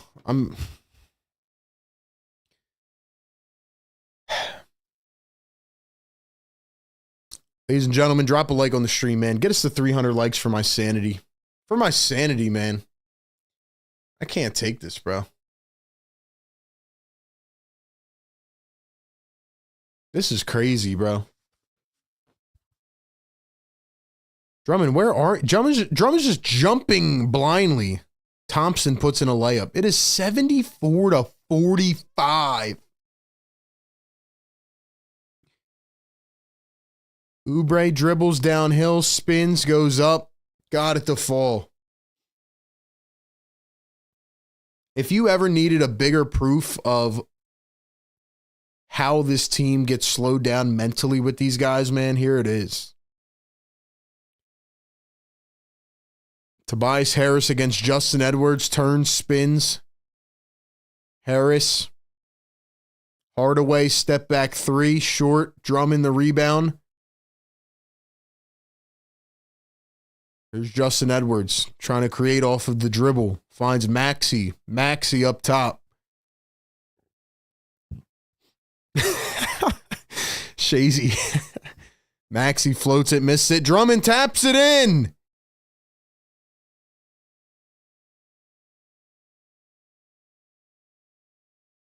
Quentin Grimes guarding Thompson. Thompson pushes him out of the way. Stewart, easy dunk, nobody around.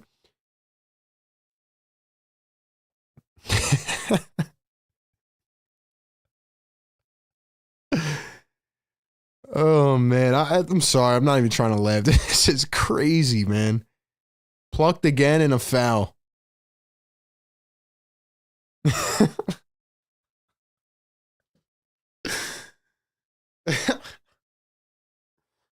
Oh, man. Quentin Grimes is like, what the hell did I get myself into?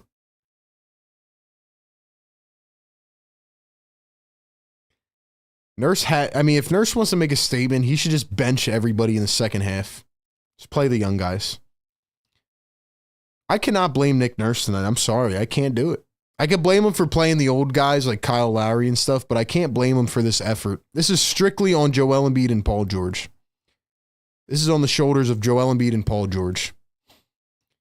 Another miss. Here come the Pistons. Fast break, layup, missed it. Tobias, the putback dunk. You're getting cooked by Tobias Harris. 3 seconds, 2, 1. Oubre lays it. Too late. I'm scared to ask this question, man, but I don't even know if I should do it. Honestly, I want to go take a break, man, because I feel like I'm going to be sick to my stomach watching that game. There's been a lot of times this season, for those who have been here with me on these streams, where I say, yeah, that was the worst game of the season so far.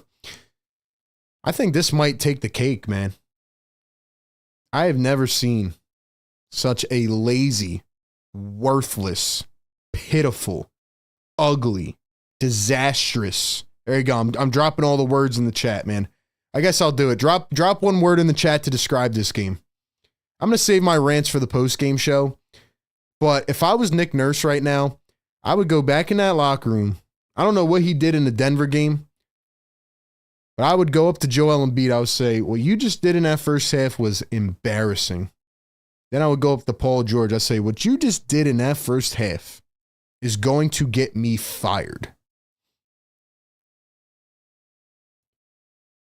They took away all the shots from Justin Edwards. Ricky Council didn't even play in the first half. I'm going to give you guys a quick analogy and then I'll read out some of your words. But my word of the first half is dead. Numb. Those are the ways that I feel after that first half.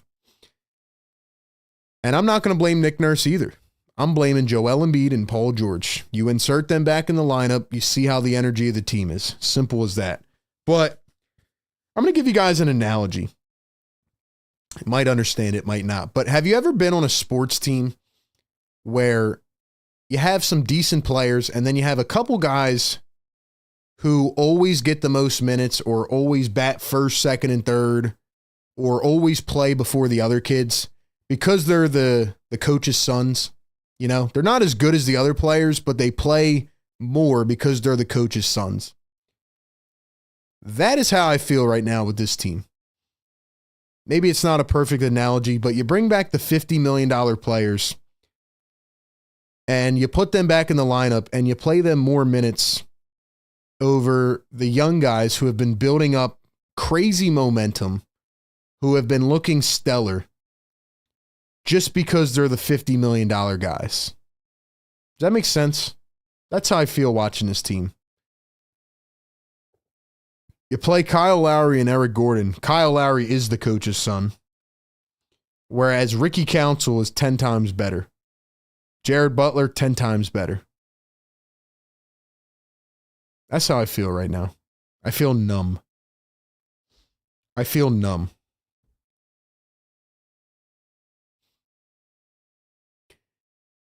Okay, I'll read out a couple words. Pathetic, negligent. That's a great word.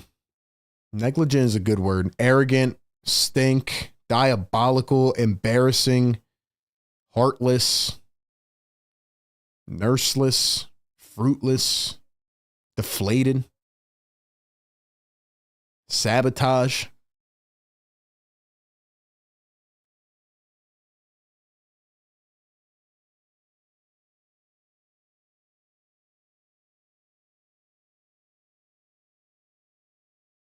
Beasley has more than double threes as our whole team combined. 2 for 10 for the Sixers. But I'm not even going to look at any stats here or rebounds, second chance points. I don't want to look at any of that. And this is where the stat nerds come in and they're like, oh, well, if only we had Ben Simmons who would create 55 assist points turned over by the PER LeBron 0.1 to the third percentile. Like, no, nobody gives a crap, bro. It's the eye test. Watch the game. I know a lot of people have been checked out mentally with this team, but you come back and you watch this game and you compare it to some of the recent games, even last game, right? Nick Nurse decided to cut Edwards and Ricky Council's minutes, and you saw the effect it had. And you come into this game and you cut their minutes even more, and you play the guys who are just moping around. Joel Embiid and Paul George literally moped around the whole first half, like they thought they were going to come in here and win this game, or they just didn't care.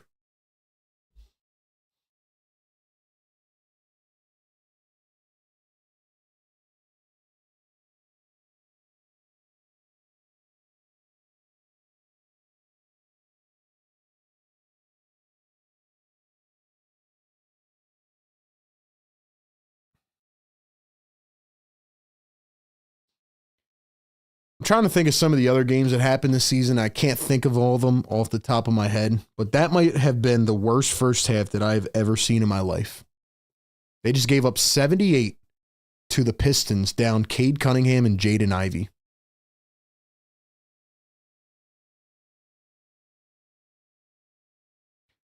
Once again, if you're in here, please do me a favor and like the stream. Helps push it around to other people. Subscribe to the channel. Look, I cover this team every game, but I'm also a fan, so the emotions get to me, you know? And I just feel numb after what I just watched. I feel very numb. Nick Nurse, if he wants to make a statement, he should bench them in the second half.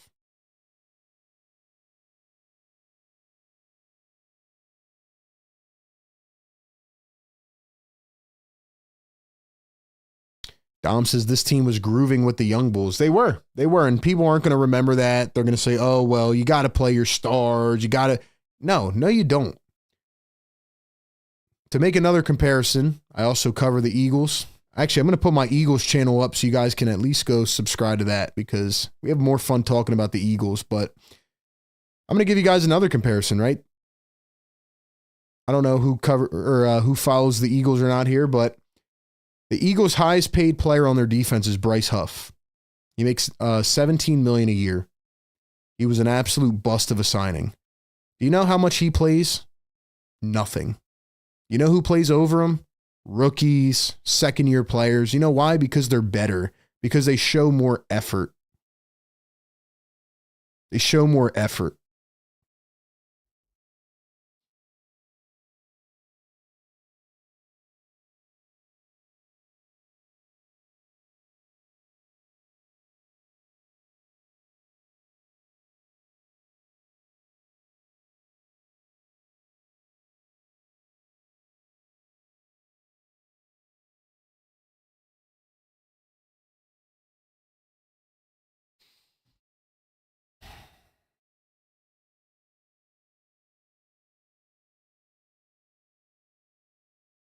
Trishan says, I actually was liking watching them for once. Yeah, with the young guys. It was fun, right? It was fun watching guys who run up and give effort. And, man, Joel and PG should just be they should be embarrassed, man. They should be embarrassed. Maxey was dropping 30 a game. Now now they're taking shots away. Mods, if you could do me a favor, drop my Eagles link in the chat as well. Drop my Eagles link. I'm going to go take a break, man. I'll be back for the second half. We got post-game later as well. But, man, that was embarrassing. Go check out the merch, PhillyTakeWithRB.com. If you want to get some Sixers therapy merch, that's what we need, man. Everybody needs Sixers therapy right now because that was insane. Go check it out, man.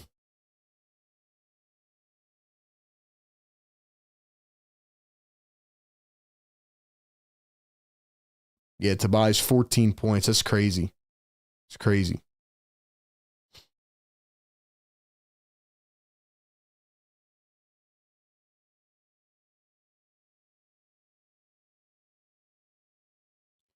All right, man. We'll be back. I got no other words.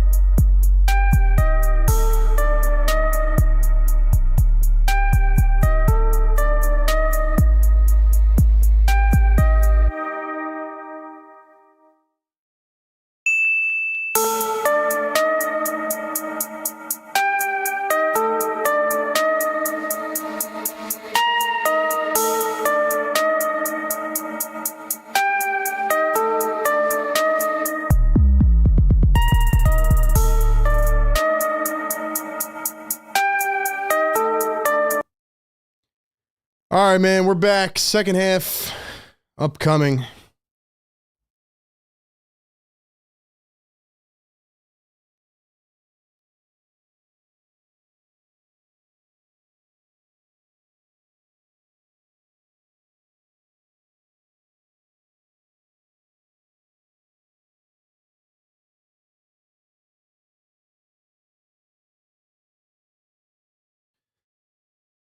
Welcome into Sixers Game Day Live, man. Philly take with RB. I got no more words for that first half of what we just saw. Philly for Life $2 Super Chat says, why am I even watching this game, RB? Sickening. I don't even know, man. I don't know. That was brutal, bro. That was brutal, bro. Who do you guys think gets the most blame for that first half? Who do you guys think gets the most blame in that first half?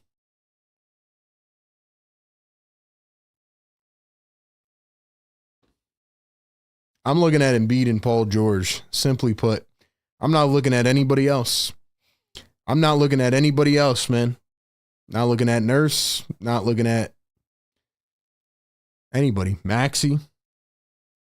That was simply on Joel Embiid and Paul George for coming out and not giving a crap. It's like somebody has to ask Joel this question too. I'm tired of these reporters, and look, I respect the media, right? Whatever. I'm tired of them coming out here with these layup questions. Hey, Joe, how'd your knee feel today? Hey, Joe, what were you seeing on the floor? Hey, Joe. No, like if I was in that locker room, I'm coming out there. Why did you approach the first half like you did not care?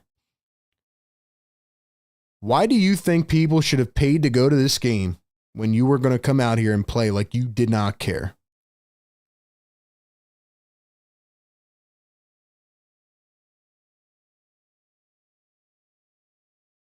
Morey after his squint to see a championship comments. Exactly. Like I said, that press conference made no sense today either. Said a couple good things, but this team ain't winning a championship when your guys play like this. Ryan says, I will say this. We are all here because of you, bro. Thank you, man. Appreciate that. Like I said, I'll be here every game no matter what. I'll be here all season no matter what. But what we're seeing tonight is insane, bro.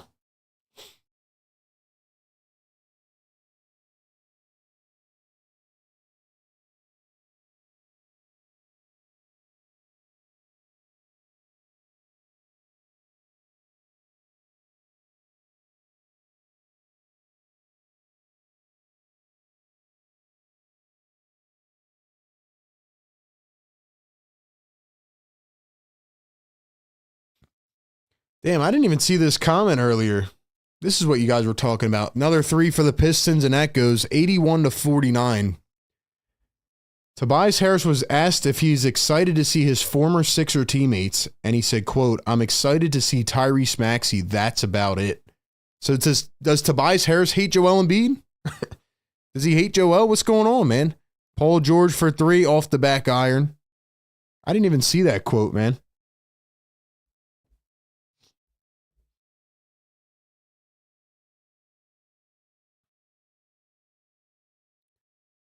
Tobias pull up mid-range. Got it again. We're getting cooked by Tobias, bro. We are getting cooked by Tobias. I can't do it, bro.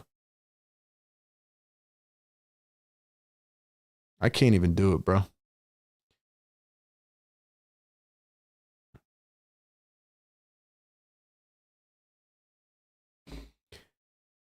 Here's Joel Embiid against Tim Hardaway. Going to step back for 2. Got it. Remember what I'm saying here at halftime, ladies and gentlemen. Joel Embiid's going to have like 15 points in the third quarter here, and then we're all going to act like nothing happened in the first half, but I'm not forgetting what happened in the first half. Oubre pokes it away, doesn't run after it. Why does nobody run after the ball? Tobias turns, pulls it up. Missed it. Duren over Embiid, lays it up and in.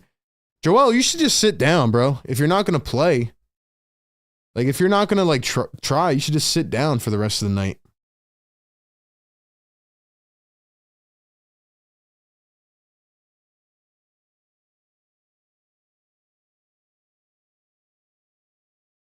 Here's another fadeaway for Embiid. I'm telling you, he's going to have 15 points in the quarter.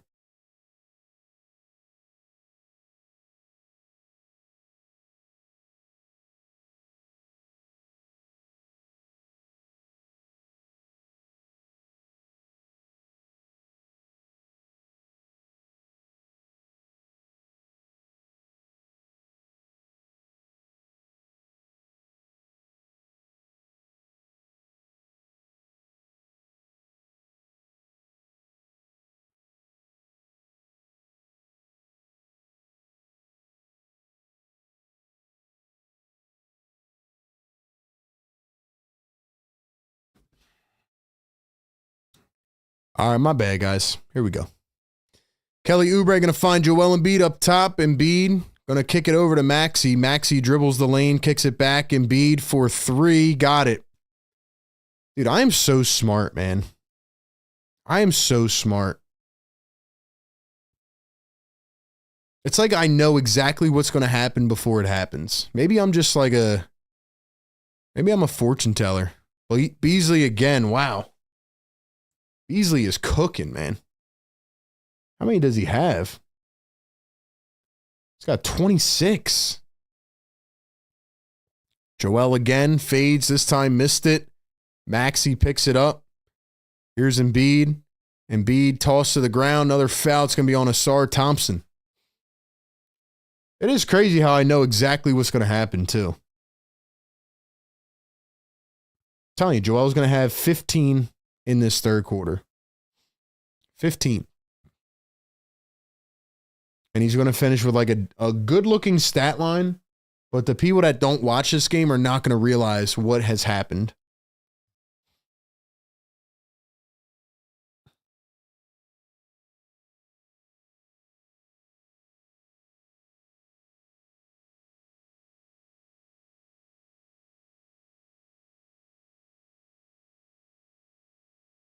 Maury, you should have traded Paul George yesterday, man. The Atlanta Hawks were making moves. They're trying to retool. The Atlanta Hawks are not trying to build in the draft. They're trying to win now. You should have traded PG to the Hawks, man.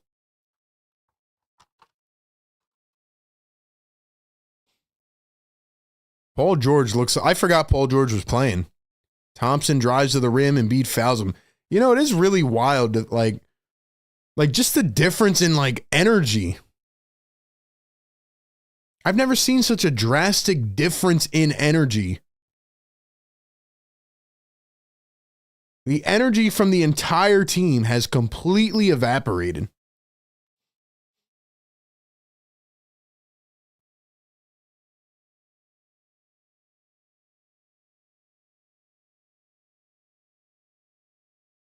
Like nobody's even communicating. Nobody's like cutting, nothing. They're all just standing around.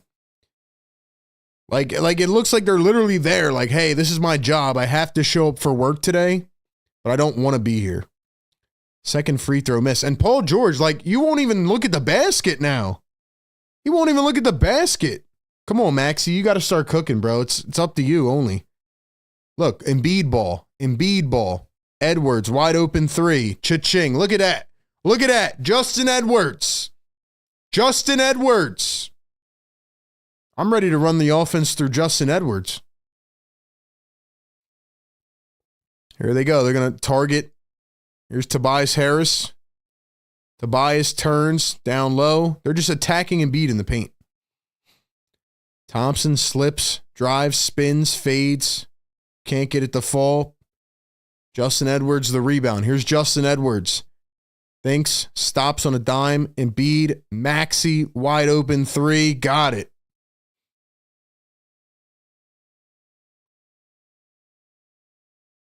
$89-64. It's now a 25-point game. I've never seen the energy of a team flip like this.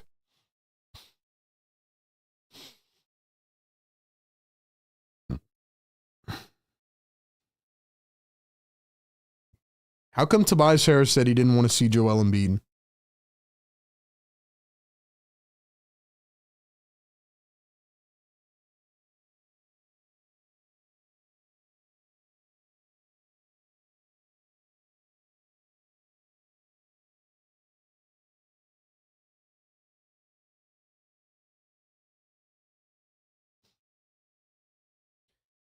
I'm sorry, guys. I'm trying to call this game as like normal as I can, but I've not been disgusted like this in a while. Like the Sixers were actually, at least, even though they were losing, like they were starting to show us a little bit of fun with the young guys, and now they don't play.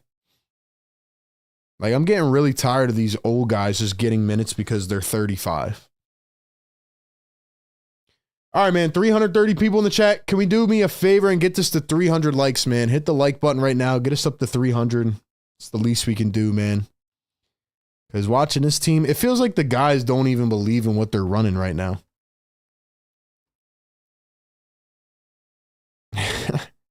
He said Tyrese and that's it. I'm assuming that includes not wanting to see Nick Nurse either.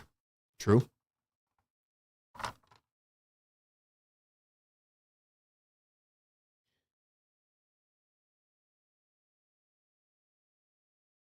I don't know. We paid Tobias $50 million and wanted him gone. That's the thing, though. Like, Tobias Harris is averaging 13 points a game.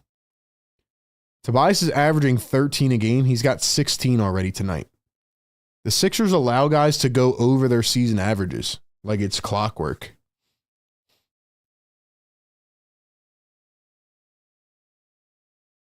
Ryan says we need Buddy Ryan to swoop in and deck George. Don't be mad we on rebuild this season isn't a championship season. Okay, you're right. I won't be mad. I won't be mad that they've just been giving us fake hope for, I don't know, how many years now? Come on, man. 25 still a lot. Not impossible to come back from. I might be crazy. They can come back if they play the young guys. The young guys play way better. Young guys are way better. 100%.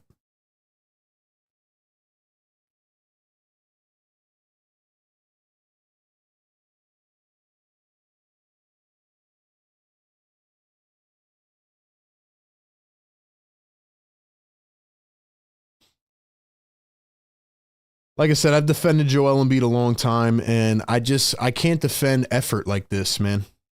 If you go 0 for 20 and you're really trying and the ball's not falling in, like there's going to be nights in the season where the ball doesn't fall, you know? But, I mean, you're 5 for 13 from 3. You're 50% from the field. You're just playing no defense. Not getting any rebounds. It's crazy, man.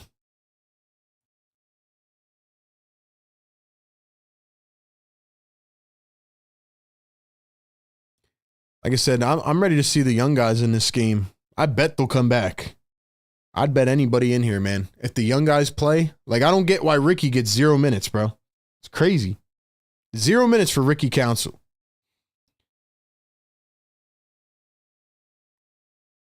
Tobias inbounds it. Stolen away. Oubre misses the layup. Goes up. Misses the layup again. Oubre misses 2 consecutive layups off a steal. Sixers on a 13-4 run. Sasser drives and he's fouled again. Joel Embiid's complaining about something.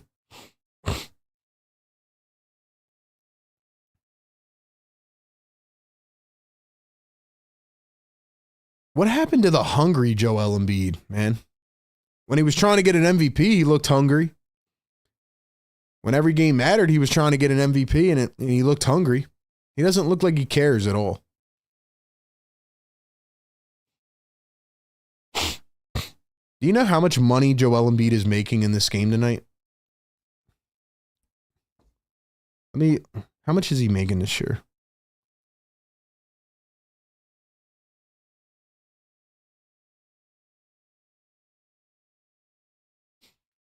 Second free throw going to be missed. 90-64.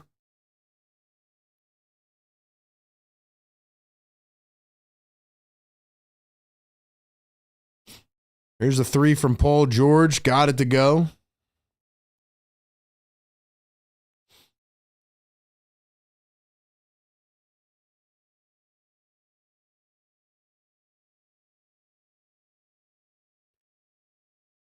Joel Embiid is making $727,000 tonight. Wow. 3 ball from the Pistons. Missed it again. Embiid hands it off to Maxey. Maxey to Embiid. Didn't I say this last week, man? Embiid ball slows the whole game down. Embiid ball again. Maxey dumps it in. Embiid dribbles, drives, one-on-one, goes up, got it to fall. So just like I predicted, Joel Embiid's going to have like 15 points in this quarter. And he's going to make everybody think that he's playing all well, even though he played like crap in the first half.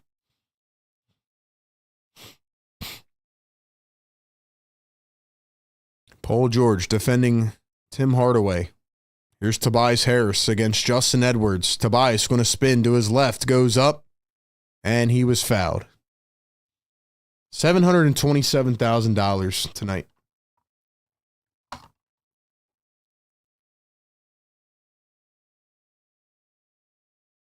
George says, I'm 5'7" and 40 years old, and I can make the same amount of layups as Oubre. Oubre and Lowry got to have a layup competition at practice.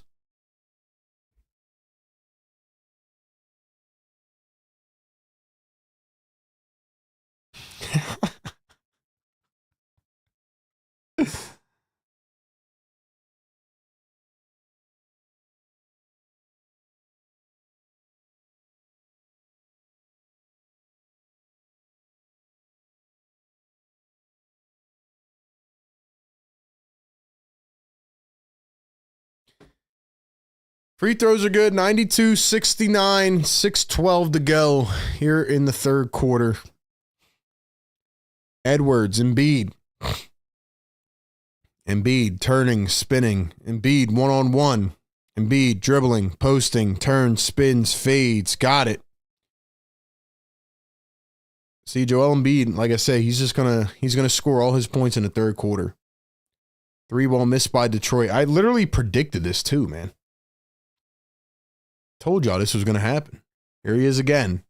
Now he gets doubled. Kicks it off. Paul George, Justin Edwards for 3. Short. And it's a foul on the Pistons.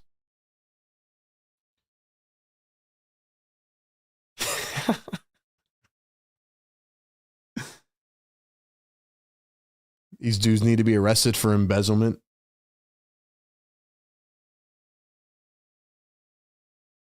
Philly is the most toxic city on the planet. How is Philly the most toxic city when we're sitting here pissed off that our star players are not playing hard?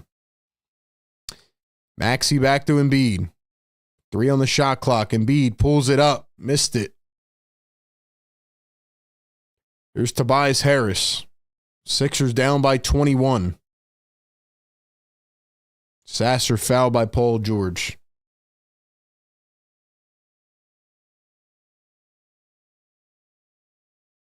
There's absolutely no way anybody can be in this chat saying that we're being too hard on Joel Embiid. There's absolutely no way. No way at all. There's no way, man. Tobias going to inbound it to Stewart. Here's Sasser for 3. Airballs it. Sixers get the rebound, saved by Fontecchio. Here's Maxey to the corner. Edwards for 3. Got it again. Justin Edwards.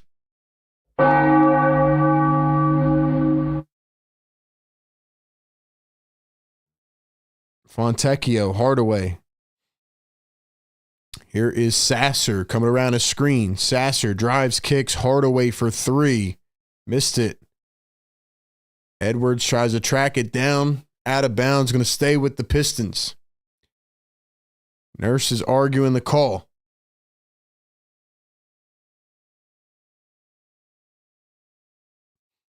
Now they're going to switch the call, give it back to the Sixers. Comeback season in store, maybe?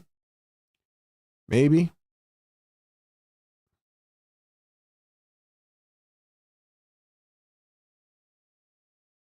Now Embiid going to get fouled. He's down holding his left arm.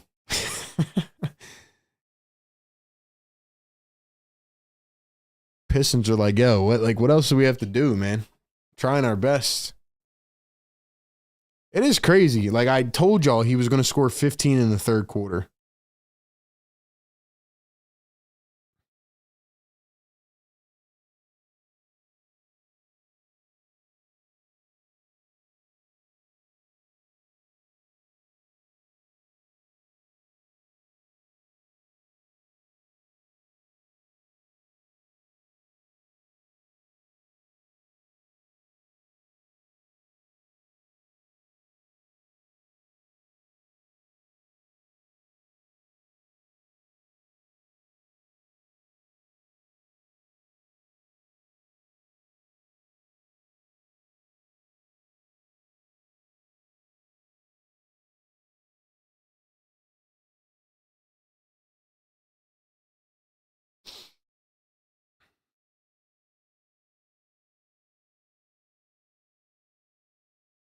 Just want you guys to know, man, the Sixers had lost 7 in a row. Season looked to be over in Denver.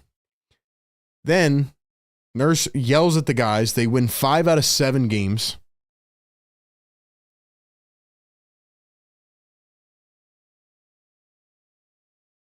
Actually, they win 4 in a row. Then they lose a couple. And then last game, their guys get their minutes cut for the old players. And now they're losing by, well, they were down by 30, but now it's 17.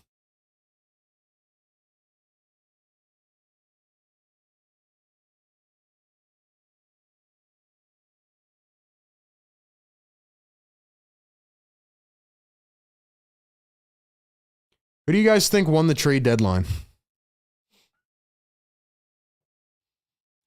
A little more efficiency in the second half. Yeah, you know why, Riaz? I'll tell you why. Because I exactly predicted what was going to happen. Joel was going to make up for the bad first half. He was going to score 15 in the third. Sixers are going to make an effort to come back here, and they're not going to get it done. But it's going to look like a good Embiid game on the box score, but it's not. It's not.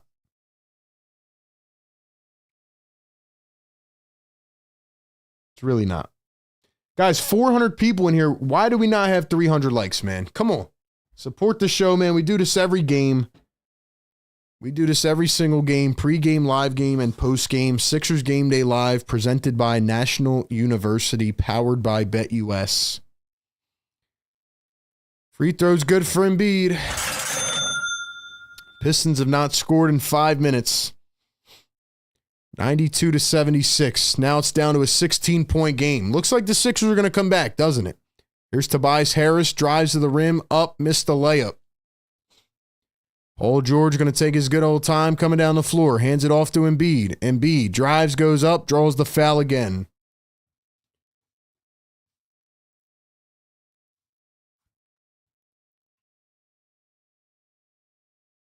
Lakers, unfortunately. Lakers, Cavs, Lakers. Yeah, I agree with those.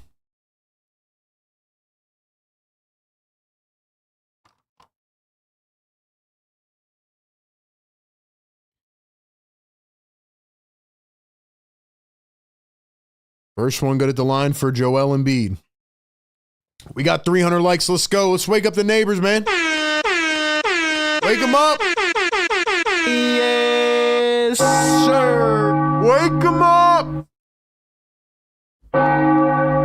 Yes, sir. Don't cut the Wi-Fi. Free throws good. 14-point game. Sixers on a 22-4 run. Now the Pistons are showing why they're the Pistons. Tobias up to Malik Beasley. Pistons have not scored in 5 minutes. Beasley drives the lane, floats it up, got it to fall. Grimes back in the game. Maxey back in the game. It's Maxey, Grimes, Edwards, Embiid, and Kelly Oubre against Sasser, Tobias, Fontecchio. I think Ron Holland. I can't even see who else on the floor. Fontecchio, corner 3. Missed it. Tobias with another putback dunk. When's the last time you saw Tobias Harris with 2 putback dunks in the same game? He's got 20 points, by the way. Maxey drives up and in.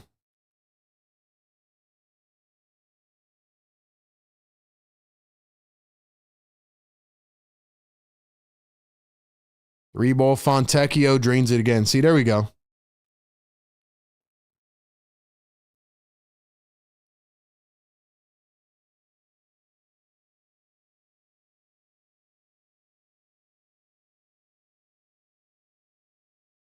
Joel pump fakes, drives, lays it up and in.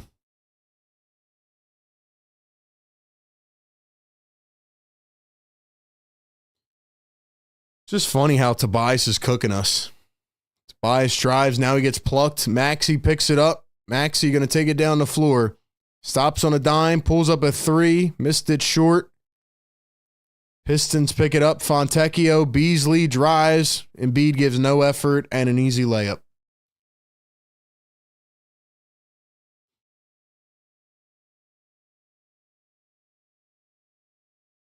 Pistons back up by 19 points. 377 people in here. Hit the like button, man. Subscribe to the show. Welcome on in. RB, will you be somewhere for the Super Bowl or covering it? I will be covering it over on A to Z Philly post-game show and post-game video. Definitely go sub to my Eagles channel, man. We'll have the coverage over there. Very excited for the Super Bowl, by the way. I don't know why the Sixers play on Sunday at 2 p.m. That's like really weird to me. But we'll have to sit through a Sixers game before the Super Bowl. Tobias definitely took this game personally, though. He's averaging 13 points a game. He's got 20 and counting. And no, I'm not buying the Joel Embiid act here in the third quarter. I literally told you guys before it started. Joel's got 17 points in the quarter. What did I say, guys? I think you guys got to start listening to RB, man. I told you that Joel was going to have 15 in the quarter. He has 17. This is what he does.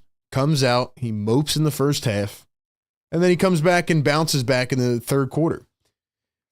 And then the Sixers are going to get ran off the floor in the fourth quarter, and people are going to watch the game and be like, oh, well, Joel Embiid had 30 points, though.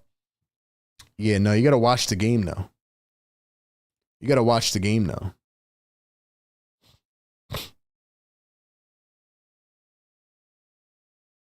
Wish more used disappearing ink on the PG contract.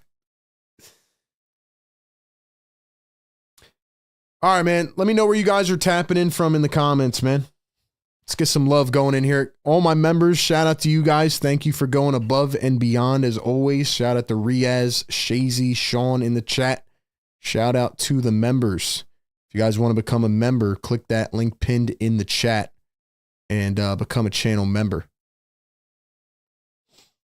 We'll be here all the way through the rest of the game and into the post-game show. See if the Sixers have any hope or life of coming back in this game.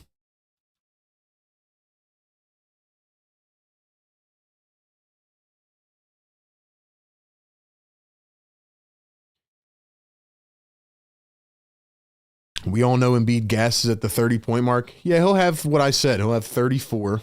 And it'll be a very, very bad game. And then people are going to be like, well, why are you blaming Joel Embiid? He had 30 points. If Joel played the way he did in this third quarter, he could have 60 tonight. That's the fact of the matter.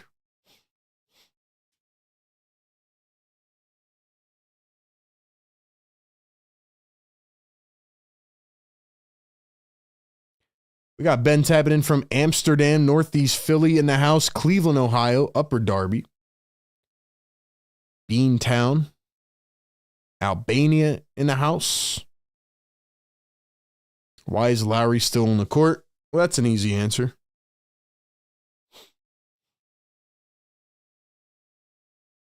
Malik Beasley, 30.7 threes in this game. Joel Embiid, Justin Edwards, Tyrese Maxey, Quentin Grimes, and Eric Gordon.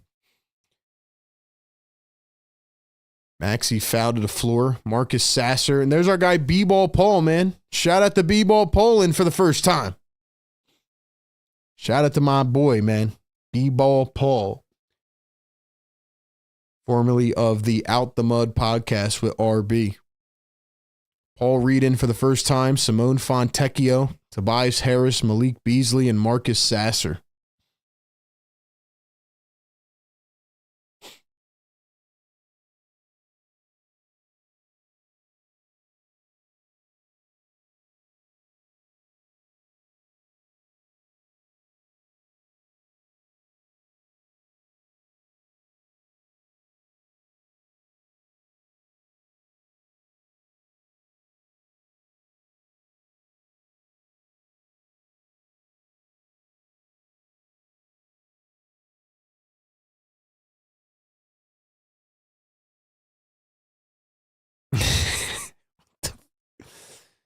I don't know what just happened, man, but Joel at the line.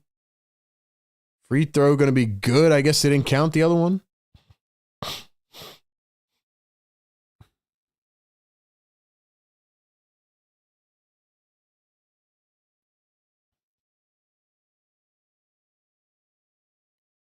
Joel Embiid's second one is short. 1 for 2 at the line. 101 to 83. 2 minutes to go here in the third quarter. 1:53 to play. Here is Sasser, guarded by Tyrese Maxey. Sasser drives the lane, floats it up, missed it by a lot. Here come the Sixers. Embiid up to Maxey. Gordon wide open for Trey. Missed it. Yeah, Gordon might be cooked now. Should have traded him. Tobias going to drive, step, kick it back. Here's Paul Reed thinking 3, now hands it off. Malik Beasley with 27 on the night. Here's Paul Reed. Reed turns, fades away. The J, missed it. Picked up by the Sixers, and here they come. Here's Joel Embiid at the top, guarded by B-Ball Paul. Joel going to find Grimes, overthrew him, saves it. Gordon, 12. Maxey stepped out of bounds.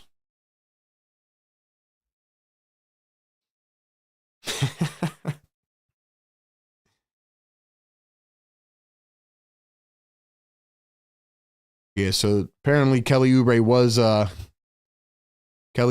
yelling at Joel on the bench, I think. Don't blame him.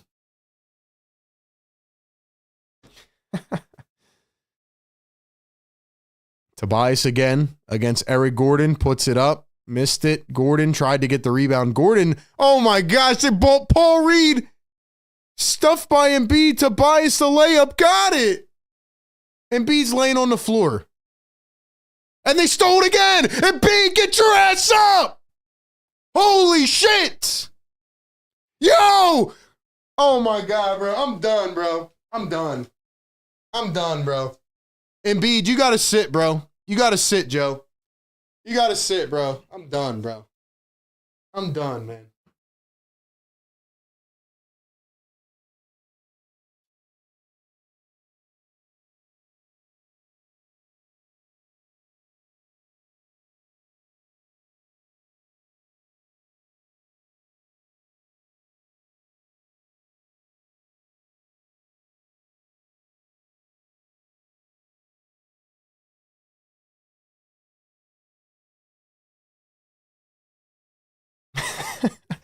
I've never seen something like that, bro. Joel Embiid.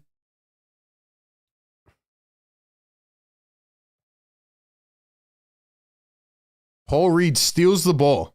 Paul Reed drives the lane, tries to dunk it. Joel with a monster block. Then he lays on the floor. Pistons take it back again, score. Then they steal it again and score. And Joel's laying on the floor.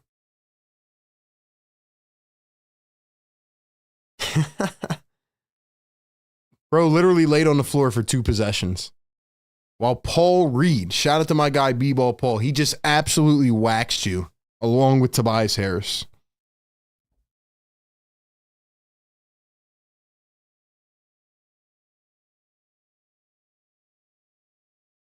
Six seconds to go. Maxey pulls up a 3, drains it.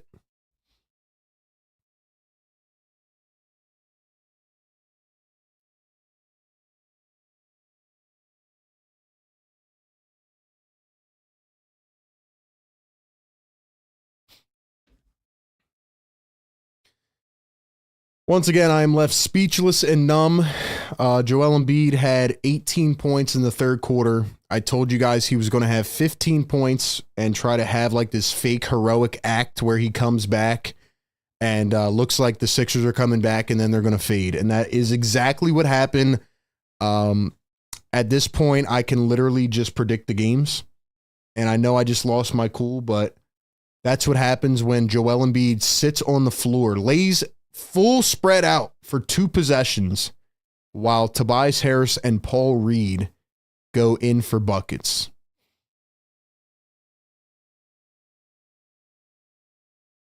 Like, this is like the fakest comeback attempt I've ever seen. And you outscored him by 10 in the third quarter and you're still down by 19. So,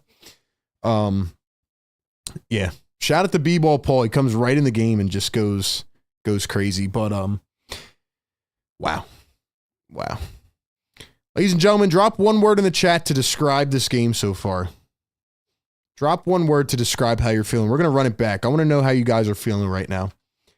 And before we jump back into it for the fourth quarter, as we sit through this massacre, we got to give a shout out to our great sponsor, National University. And speaking of school, I'm about to take Joel Embiid to school in just a second. We'll talk about that after, but shout out to National University, man. Nonprofit accredited university offering flexible online programs. If you're somebody who might be trying to balance going back to school with, work and life stuff and taking care of children, all that stuff, NU is perfect for you, man. They offer 4 and 8 week online classes.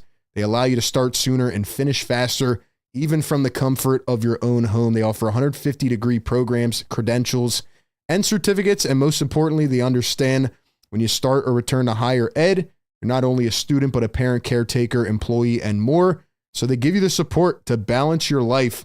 National University is a veteran-founded university and awarded $50 million plus in scholarships last year. So if you're interested in checking out their flexible curriculum and program offerings, click the link down in the description or the live chat to get more info today. National University, where you can juggle school with everything else life has to offer. And speaking of school, man, Joel Embiid, I'm about to take you to school, man. I know you had a nice block there, but never in basketball do you sit under the basket for 2 consecutive possessions. I know you just dropped 18 points, but the Sixers would not be in this situation if you didn't mope around the whole first half. So this is your fault.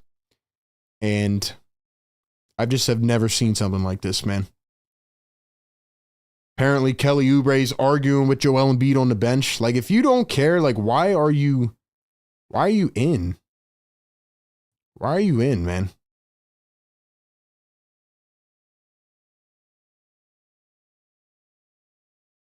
The fact that Ricky Council has played 0 minutes tonight is wild.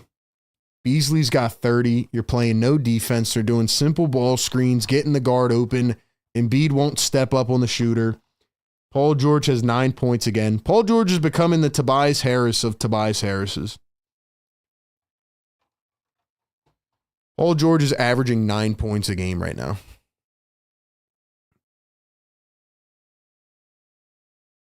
Maxi's getting grabbed. Maxi's literally getting held. Took him 5 seconds to call a foul.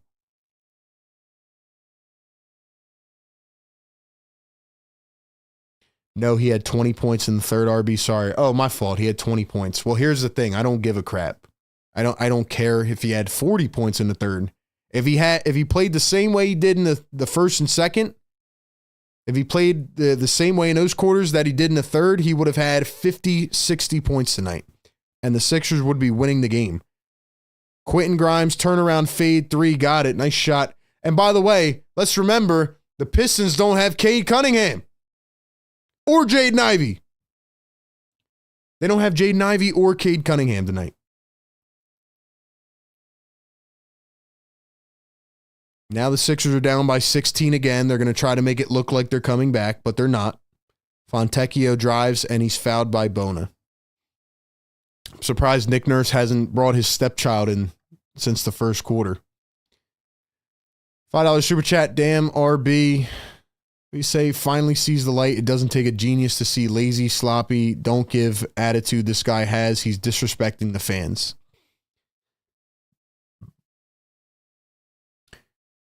Duran dumps it.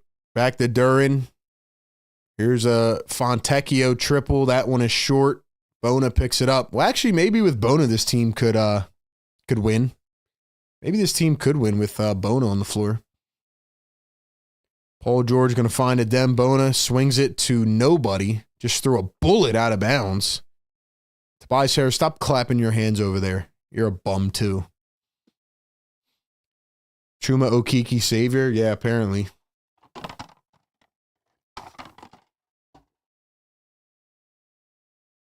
I'm not blaming Nick Nurse tonight, guys. Nick Nurse cannot control the energy given off by the top 2 stars.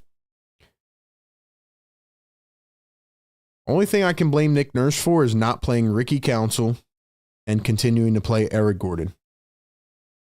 By the way, Eric Gordon has lost all basketball ability. I think Eric Gordon needs to go back to the dentist, bro. Gordon needs to go back to the dentist and get oral surgery done again. Here's a 3-ball Fontecchio. Look at that, man. He is cooking.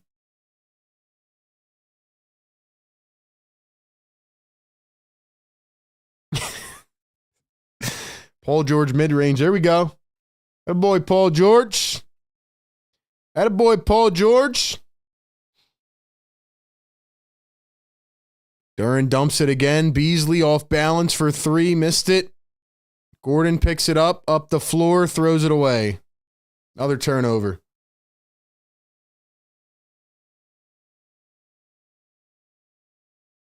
Yeah, I'm not blaming anybody tonight except Joel and Paul George. And Paul George, I mean, he just doesn't want the ball. But he's also got 1 rebound and 0 assists. Like, he's not a playmaker. He's not a rebounder. He does nothing except sit there and wait till the ball is planted into his hands. Duran drives the lane. What a block by Bona, man. Did they call a foul on that? Bro, that was a chase down block. That was a chase down. How's that a foul? Maybe he hit him on the wrist. I can't see it from the wrong angle.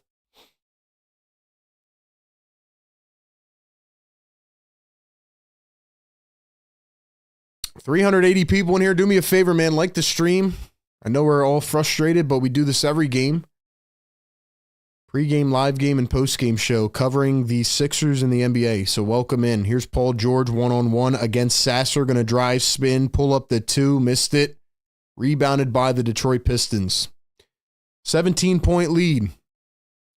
Sasser around a screen. Drives, floats, alley-oop. Thrown down by Duran.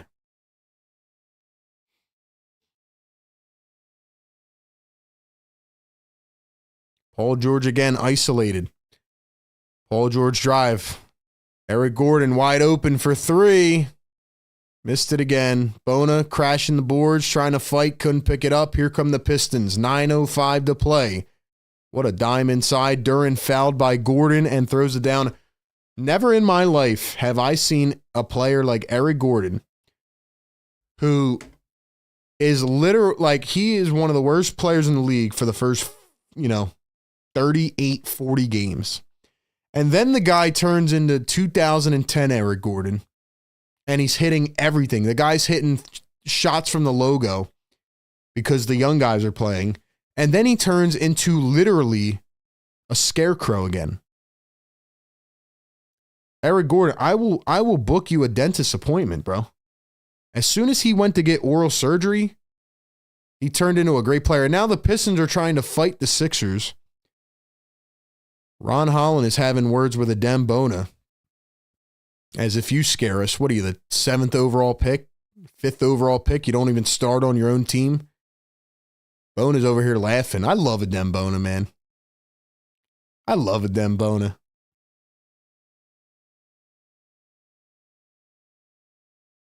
Holland holding Bona's arm, and then he starts crying about it. Holds Bona's arm and then starts crying about it. No wonder you don't start on the Pistons.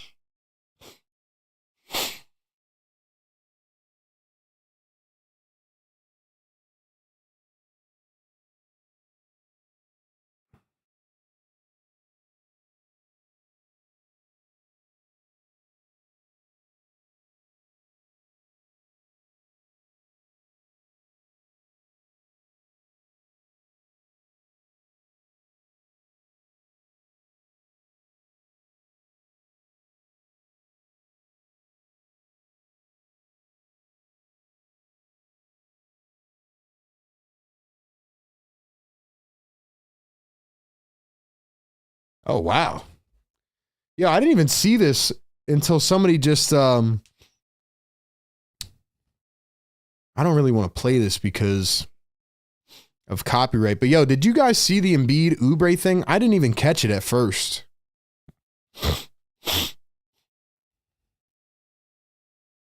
This team is in shambles because of Joel Embiid's effort. Hold on, I'm going to show you guys this. They were both yelling at each other about effort. And this is why I like Kelly Oubre, man. Kelly Oubre's not afraid to go up against he's not afraid to go up against Joel Embiid, who's a star of the team. Here's the thing. Here's what happened. Hopefully I don't get hit for this, but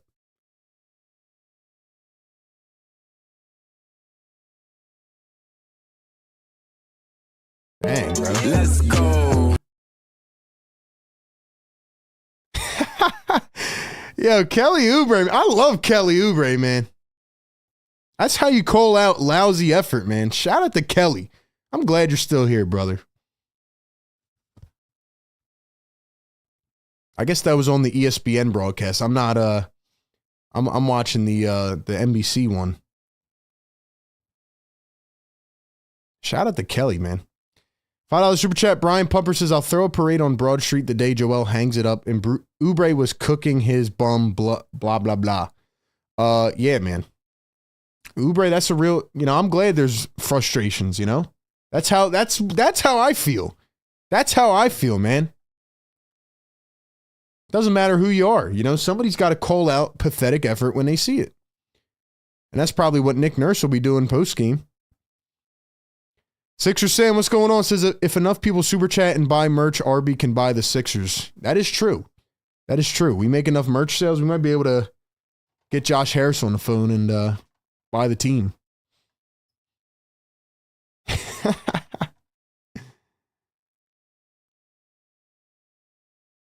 Nelson, what's up, bro? Shout out to Nelson. Speaking of the merch, thank you, Nelson, for tagging me on Twitter with the merch. That's awesome, man. He says that was some Jimmy Butler-ish. That's what I like to see, man.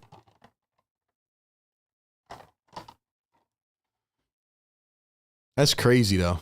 The national media is going to run with that clip for a while. National media is going to run with that clip for a while. Kelly Oubre up top. Going to find Drummond. Let's go. Drummond going to drive, spin, put it up, left hand, missed it. What Kelly Oubre did, that's exactly how I feel, or how I felt the whole first half, which I expressed. Ron Holland, a 3-ball, missed it.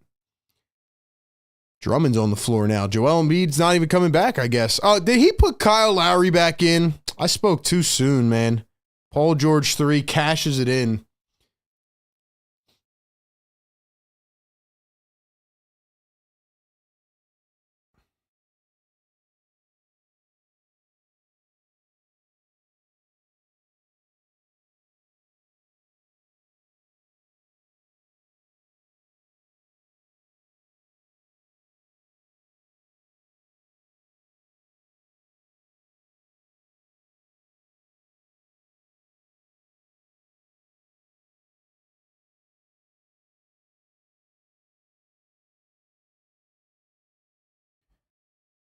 Nelson says the merch is fire. Nelson, thanks so much, man. Guys, check it out. PhillyTakeWithRB.com. Jalen Dern to the bench with his 5th foul.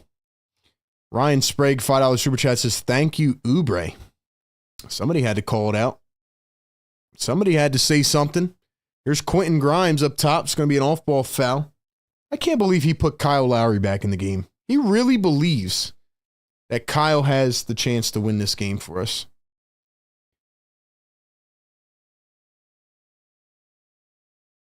Paul George talking to Cade Cunningham over there in the corner, laughing it up. Thanks for laughing it up, Paul George, while we're getting defeated without Cade Cunningham.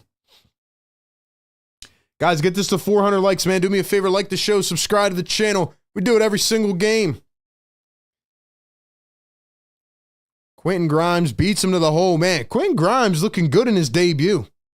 Quentin Grimes has looked really good in his Sixers debut. What do you guys think about Quentin Grimes, man? I want to see my members in the chat. Drop those member emojis. Drop some blue and red. Let's see you guys in here. Drummond blocks a 3-pointer. Pistons get it back. 4 on the shot clock. Beasley kicks it. Holland for 3, missed it again. Stewart couldn't pull in the board, but a foul. They're going to call it on Paul George.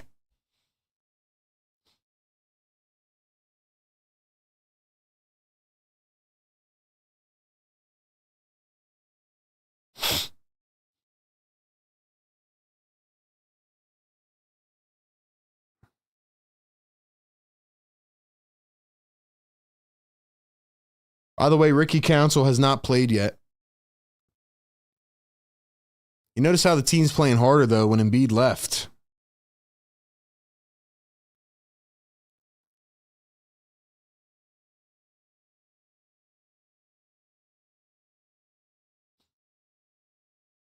Here's Kyle Lowry going to find Kelly Oubre. 7:10 to play in the fourth quarter. Oubre dribbles, drives, floats it up. Good bucket by Oubre.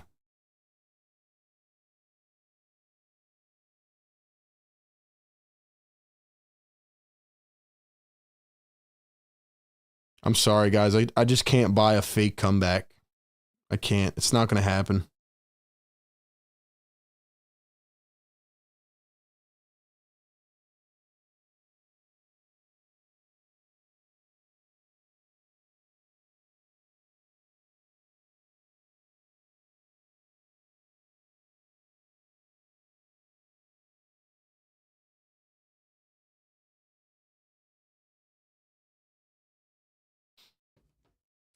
I want to know from you guys in the chat, do you think that it is excusable for Ricky Council to play 0 minutes tonight? I mean, 5 minutes last game, 0 tonight. Yeah, Embiid went to the locker room after the third quarter, and now his jersey's off. So he played 3 quarters a night. 3 quarters a night. Wonderful.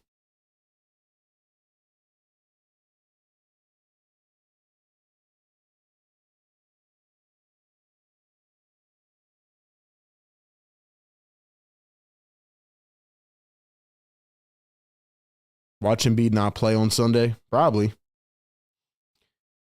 Ricky Council plays 5 minutes last game, and he plays 0 tonight. It's crazy.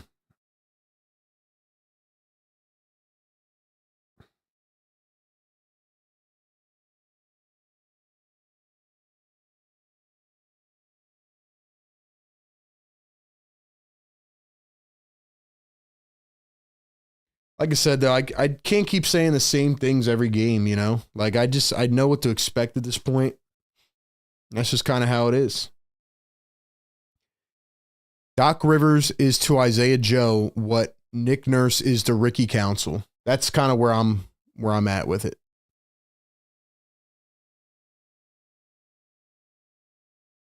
Thanks for covering the team, RB. It's tough sitting here through this no matter what. What's up, Andre? What's up, Andre? Long time no see, bro. 400 people in the chat, though. Thank you guys for being here. Would mean a lot if you guys could get this to 400 likes, though. Also have an Eagles channel. Definitely check that out. We'll be covering the Super Bowl on Sunday. I'm excited for that. We'll be covering this Sixers team rest of the year.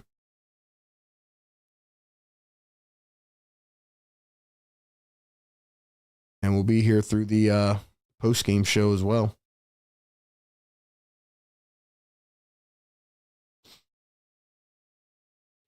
Ryan says, this is where I blame Nurse, bro. Clock management. I mean, I could blame Nurse for some of these lineups. I agree. That's ridiculous, but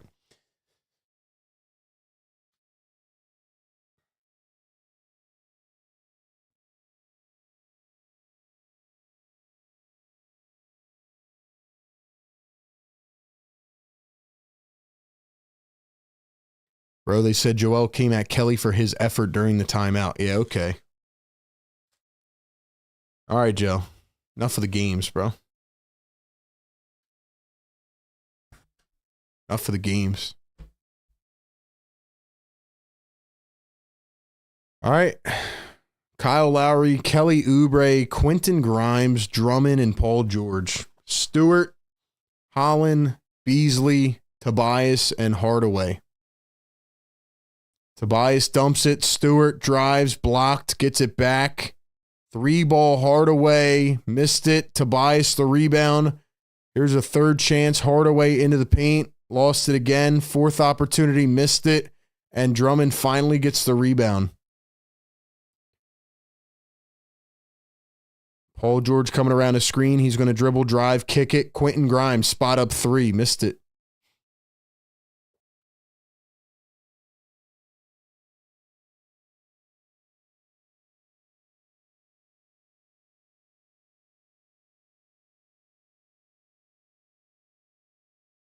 Here's Tobias Harris. He's going to kick it back. 3-ball. Missed it by Beasley. Here come the Sixers. Grimes pushing it up the floor. He turns, spins. Grimes scanning the floor. Going to find Paul George. Paul George wings it down low to Drummond, who can't hold on, and that is out of bounds.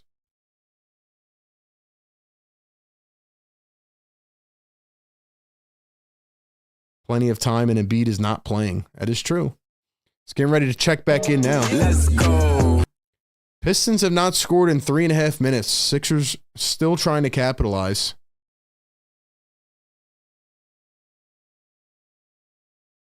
Dude, why is Kyle Lowry still in this game, man?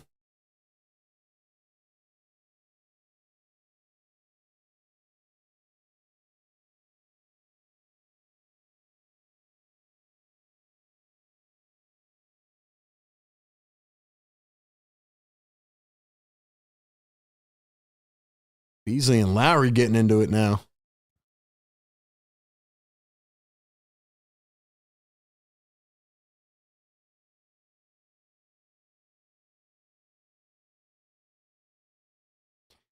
All right, man.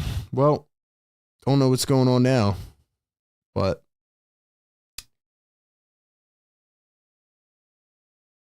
$5 super chat, Brian Pumper. Thank you so much. He says, knowing this franchise, Kelly Oubre gets suspended by the team tomorrow. I can honestly say Embiid ruined my love for basketball, mailed it in. Brian Pumper's pissed, man.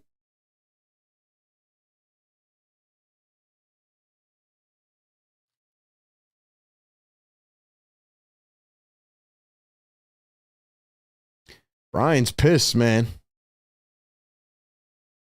Brian Pumper is pissed. He's ready to quit, man.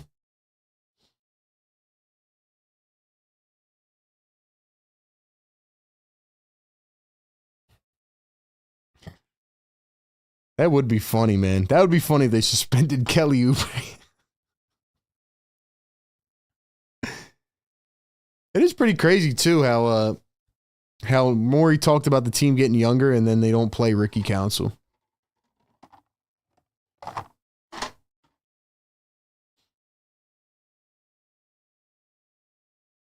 Guess they're reviewing this for a flagrant. All right, guys, serious question. Serious question. Who do you think's going to win on Sunday, Eagles or Chiefs? And what will the final score be?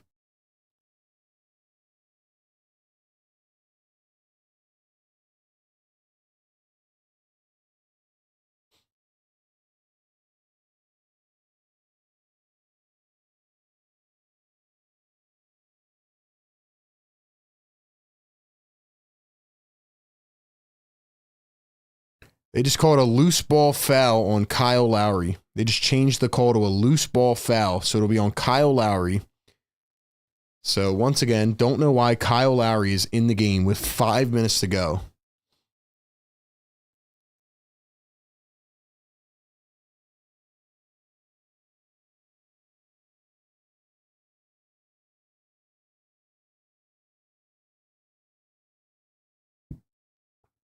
I would like somebody to provide me an explanation as to why Kyle Lowry is still in this ballgame. Malik Beasley for 3. Nice block by Quentin Grimes, man. Yo, Grimes is hooping out here. Maxi's back in, dribbles, drives, lays it, and fouled. Quentin Grimes is hooping out here, man.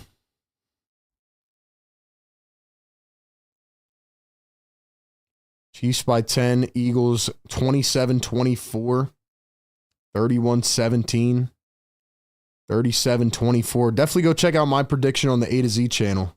I dropped the preview with my prediction.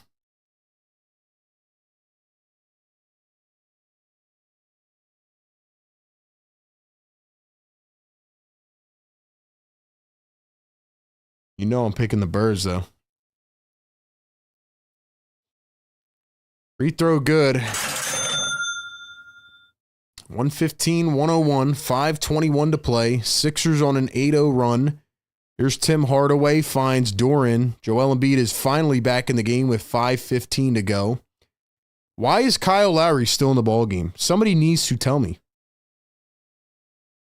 Why is Kyle Lowry still in the ballgame?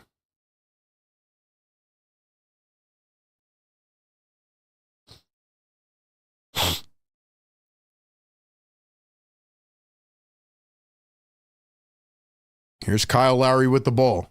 He's going to find Quentin Grimes. Now Joel Embiid thinking three, jabs. Now Joel going to pull up a three, and that one rims out.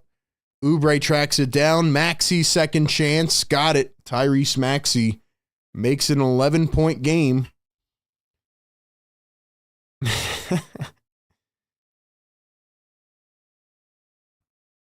Doran going to find Hardaway Jr. Hardaway, step back over Grimes. Missed it. Rebounded by Kelly Oubre. Here come the Sixers with a chance to make it a single-digit game. Joel Embiid again. Come on, Joe. Let's go, man.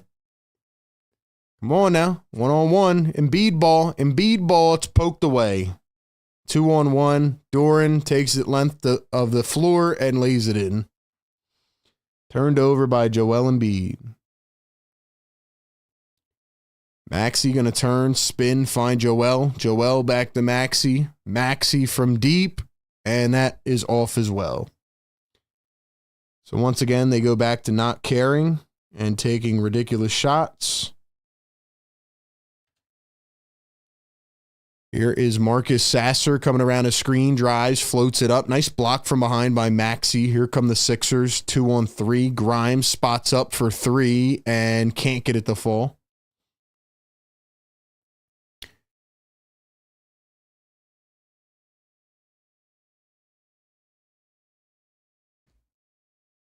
Here's Tobias Harris. Tobias guarded by Kyle Lowry. Tobias going to drive. Now pulls it up for two. Missed it. And the Pistons get it back. Joel just walking around. 3-ball Beasley. Wow. Why would you bring Joel Embiid back in this game, man? Why did you bring him back in this game? Grimes to the corner. Lowry, Oubre for three. Missed it. And there we go. There we go.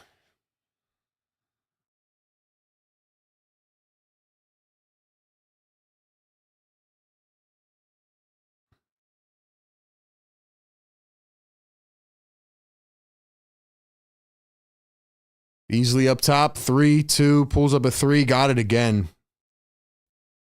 Malik Beasley cannot miss.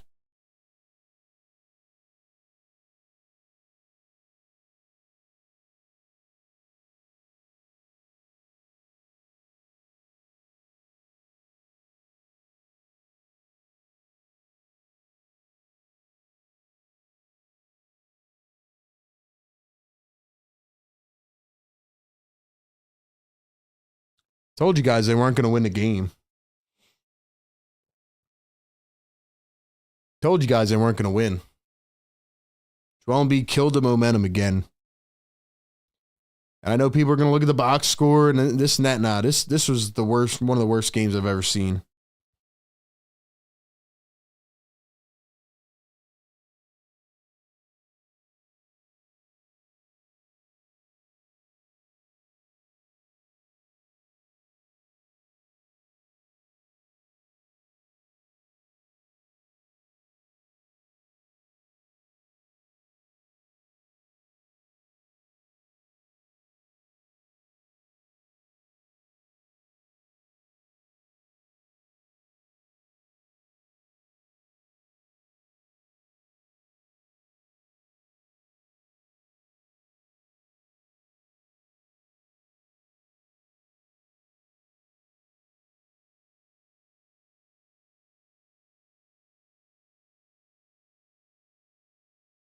Sorry, guys. I just don't have a lot to say after this game. It kind of just it just makes me feel numb the way that they played this game tonight.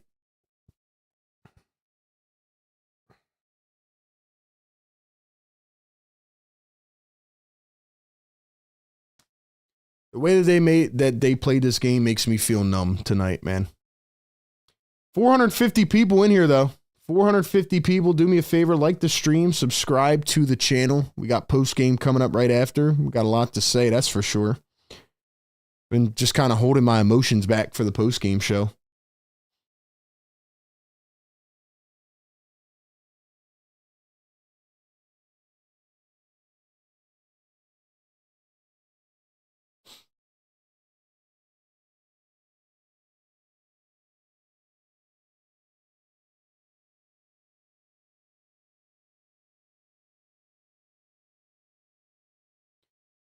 Yeah, the Sixers got burned by Malik Beasley, man. 36 points. That is season high? Probably. Probably is. Sound the alarm. Ricky's coming in. Is he playing? Ricky's finally playing?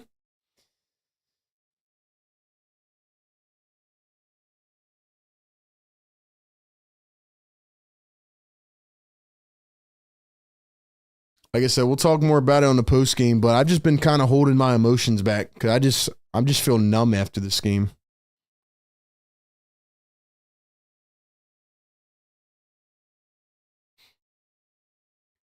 Once again, shout out to our great partners, man. Shout out to National University. Shout out to BetUS.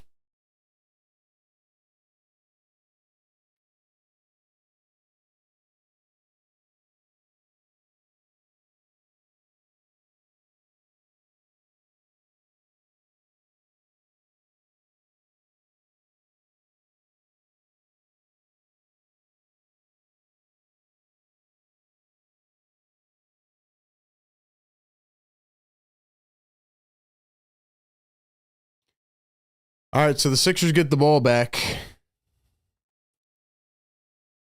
That's his career high, is it? That's his career high? Ricky getting garbage minutes like he wasn't a part of us winning 4 straight. Exactly. Now you're going to bring him in? That's wild, bro. Wild.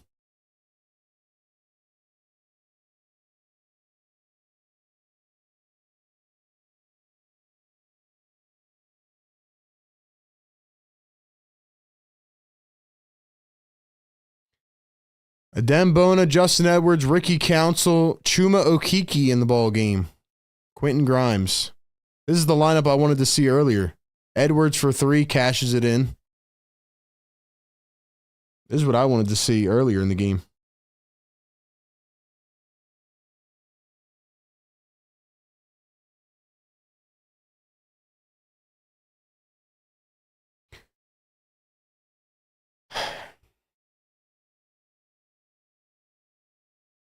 Council plucks it away. Here's Quentin Grimes driving against 2. Goes all the way. Lays it up and in. Another bucket for Quentin Grimes.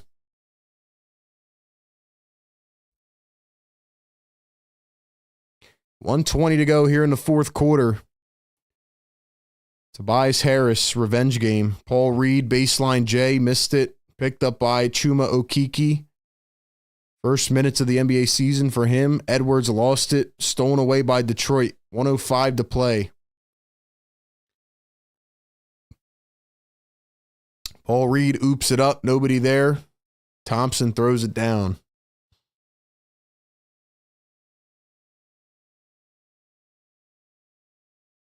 Quentin Grimes again. Floats it up. Missed it. Gets his own board. Taps it. Council. Pulls up a 3. Got it. That's sad, Ricky. It really is. It's really sad, Ricky, that you didn't get to play more tonight.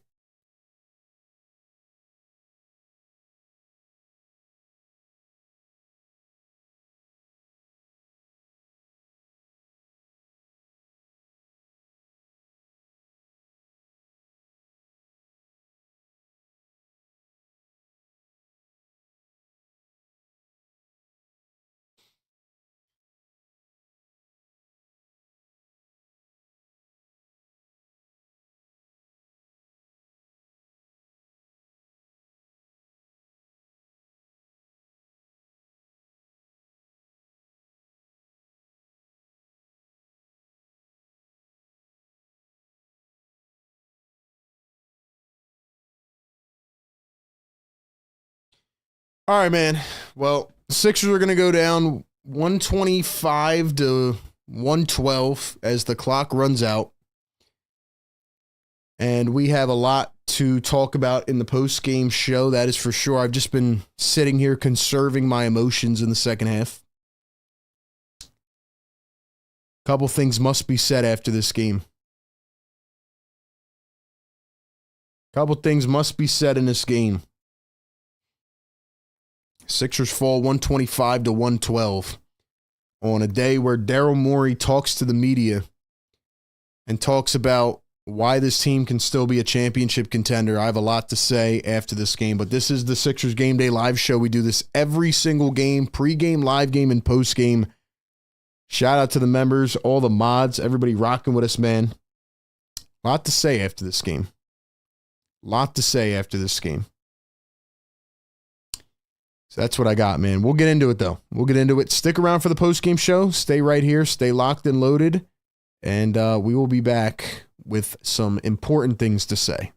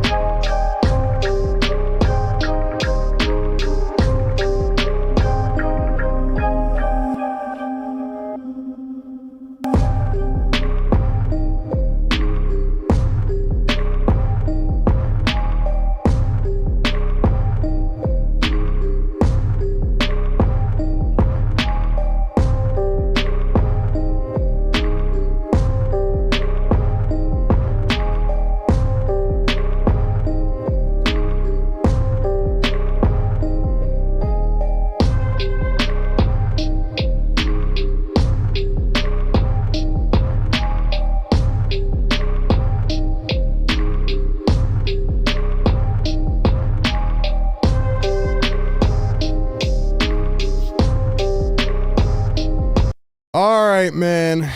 All right. The NBA season is a long season. There's a lot of good games, a lot of bad games, a lot of in-betweeners. There's games where shots don't fall. There are games where you hit crazy, wild, off-balance threes, buzzer beaters, shots from the logo. Sometimes the ball bounces your way, sometimes it doesn't. However, there should never, ever be games where you start off and you go out there in the first half and for the entire 24 minutes, your top players mope around like they do not care. That is what we saw tonight, and the Sixers go down in Detroit one day after the trade deadline, and funny enough, on the same day where the GM comes out and does an impromptu press conference talking about how they still can compete, why they can contend for a championship, why the contracts they gave to their top players are correct, and why they would do it again if they had to redo it. And with all that combined, the Sixers go down in Detroit 125-112. They allow Tobias Harris to have a revenge game. The Pistons, by the way, don't have their top two scorers in Cade Cunningham and Jaden Ivey, and they completely run you off the floor. And yes, I am freaking frustrated about it. Welcome into Sixers Postgame Live. I'm RB, man. We do this every game. After the game, live on YouTube. Tap in with us, or if you're watching back, hit the like button. If you're listening back on an audio platform, be sure to subscribe and leave a review for us. It helps us out very much. Shout out to our great partners, National University, BetUS, and RocketMoney. Check out their links down below. Listen, man, I'm going to spend about 15 minutes ranting, and then I'm going to take some calls, and I'm going to get out of here because I don't have the energy, just like Joel Embiid and Paul George did not have the energy in the first half. And you know what? This game went exactly how I predicted it would after seeing the way Joel came out. They go out, they get waxed in the first half. They give up 42 points, by the way, in the first quarter. And then they give up 36 in the second quarter. They go down 29 at halftime, and I said at that halftime, Joel Embiid was going to come out in the third quarter, and he was going to go off. And he had, 20 points, 18 points in the third quarter. He would bounce back. So if you didn't really watch this game and you tap in on the box score, you say, Joel had 23, 7, and 6. Pretty good game, right? Wrong. This was by far one of the worst efforts that I have ever seen in a game from Joel Hans Embiid. And I say that very proudly as a person who supports him, who's always had his back, all that in a third. This is not how an MVP level player should play. If he was hurt, if he was sick, don't play. The funniest part of it all is this is on a day where Daryl Morey comes out and tries to tell the families, even though we got younger and more athletic and dynamic at the deadline, we're still going to win, by the way, and we're going to make the playoffs. And the new playoff format is set up perfectly for us, and a first-round team doesn't want to see us. Yeah, you don't think so? Because I would surely want to see a team where the $50 million player goes out and mopes around. You lost to the Pistons down Cade Cunningham, who was a late scratch, and Jaden Ivey. And you got ran off the floor. Don't let the score disguise it. You lost by 13, but really your effort says you lost by 40. I cannot believe what I just witnessed. That was the worst showing. I mean, I have pain thinking about it. I have pain already thinking about it. I calculated how much money Joel Embiid made tonight. He made $727,000 to go out there and play like he did not give a shit. He went out there and he moped around for the first half. And then he came back. And then he started to drop 20 points. And if he had played with that same effort in the first two quarters, he dropped 60 tonight. And the Sixers win convincingly. And then it gets to a point where finally somebody's got the balls to call him out. Thank you, Kelly Oubre. I'm glad that the Sixers kept Kelly Oubre because Nick Nurse, Paul George, Tyrese Maxey, they didn't have any balls to call him out. And on an ESPN TV timeout, Joel Embiid barks at Kelly Oubre for, I guess, not getting back on the floor, and Kelly Oubre's going at Joel Embiid. No, you're the one who's playing like you're lazy, sloppy, no effort, no care in the world. Did Joel Embiid really have the gall to go at somebody else with the way that you played in this game? How dare you? The fact you stepped on the floor tonight was so disrespectful to everybody out there working 9-to-5 jobs, to everybody in the Philadelphia area who paid good money to watch this game on their TV, who paid good money to go to the game. And it's been what you've been doing all season long. You play 15 games out of 70 million. And you go out there and play like you don't give a shit. You had the nerve to call somebody else out? You should have to give back your game check tonight. How dare you go out and play like that against the measly Pistons? How dare you let 13-point per game Tobias Harris drop 22, 9, and 3 on your head? Jalen Duren put back points, 13. How about Malik Beasley with a career-high 36? Yeah, the Pistons have been good this year. They are not this good. How many rebounds did Joel Embiid have tonight? 7. 7 rebounds. He should have had 57 rebounds. He played no defense in the paint. Every possession was Malik Beasley attacking, switching onto Joel Embiid, one ball screen, Joel doesn't step up, easy 3. Or they run an easy downhill pick and roll, Joel Embiid waltzes around the paint like he's in a damn play, trying to look cute. If you can't play, if you're hurt, if you can't jump, then don't play. What Joel Embiid did tonight was absolutely embarrassing. It was absolutely embarrassing. It was sickening. And I am so frustrated and tired of it as somebody who loves this team, wants to see this team succeed. What Joel Embiid did tonight, and I don't want to hear about Nick Nurse. I don't want to hear about anybody else. Tyrese Maxey, this was strictly on Joel Embiid. There is absolutely no coincidence that after that Denver game, the team comes out, they win 4 in a row, they win 5 out of 7. The young guys are flying up and down the floor like they wanted to play, like their career was on the line, and then they insert the big 3 back in tonight, and everybody on the team, the energy was infectious. It looks like nobody cared. And all of that energy is a downward shift from the leader, from Joel Embiid. So this game, this loss is not on anybody else except for Joel Embiid.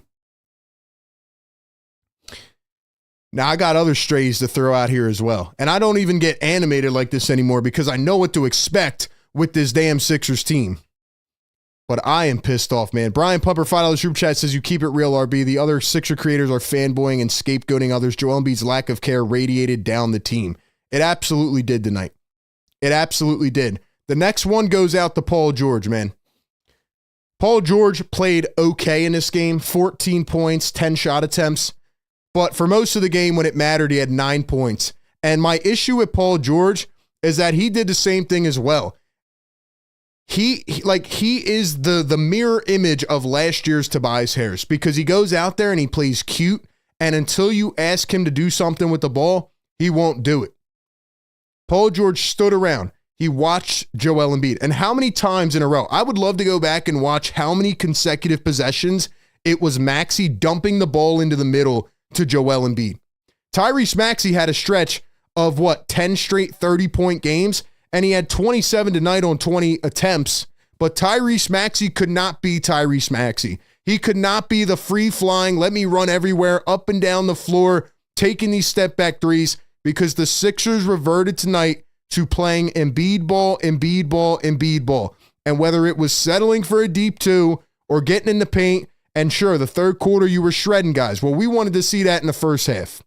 They settled for way too many jump shots. They weren't aggressive enough. They didn't get in the paint, and the energy from Joel Embiid radiated through the rest of the team. Paul George did not do enough to win this game. He plays way too conservative, and he had 1 rebound and 0 assists. That is absolutely inexcusable, and that's what I have to say about Joel Embiid and Paul George.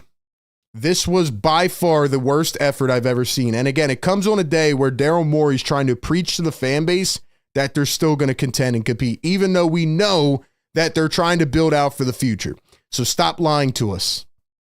And the funniest part is they call a press conference on a Friday afternoon leading up to the Super Bowl when they think nobody's going to watch. Why do you think they put these guys in games like this? They play the big three on a Friday night when nobody cares because they're ready for the Super Bowl. Why do you think they played them against Chicago earlier this year when the Eagles were playing? Because they're like trying to deflect the blame. Daryl Morey blamed the injuries. That was the main thing he blamed this earlier today when he called this season a disappointment. Well, how about you blame the effort level? Whatever Nick Nurse said after that Denver game, he needs to go into that locker room and point at the leaders of the team and say the same exact thing. And it got so bad to the point where Kelly Oubre is again going at Joel Embiid. And that's why I respect Kelly. Doesn't matter who you are. Doesn't matter where you're at on the chain. Doesn't matter how much you're getting paid. You call that out when you see it.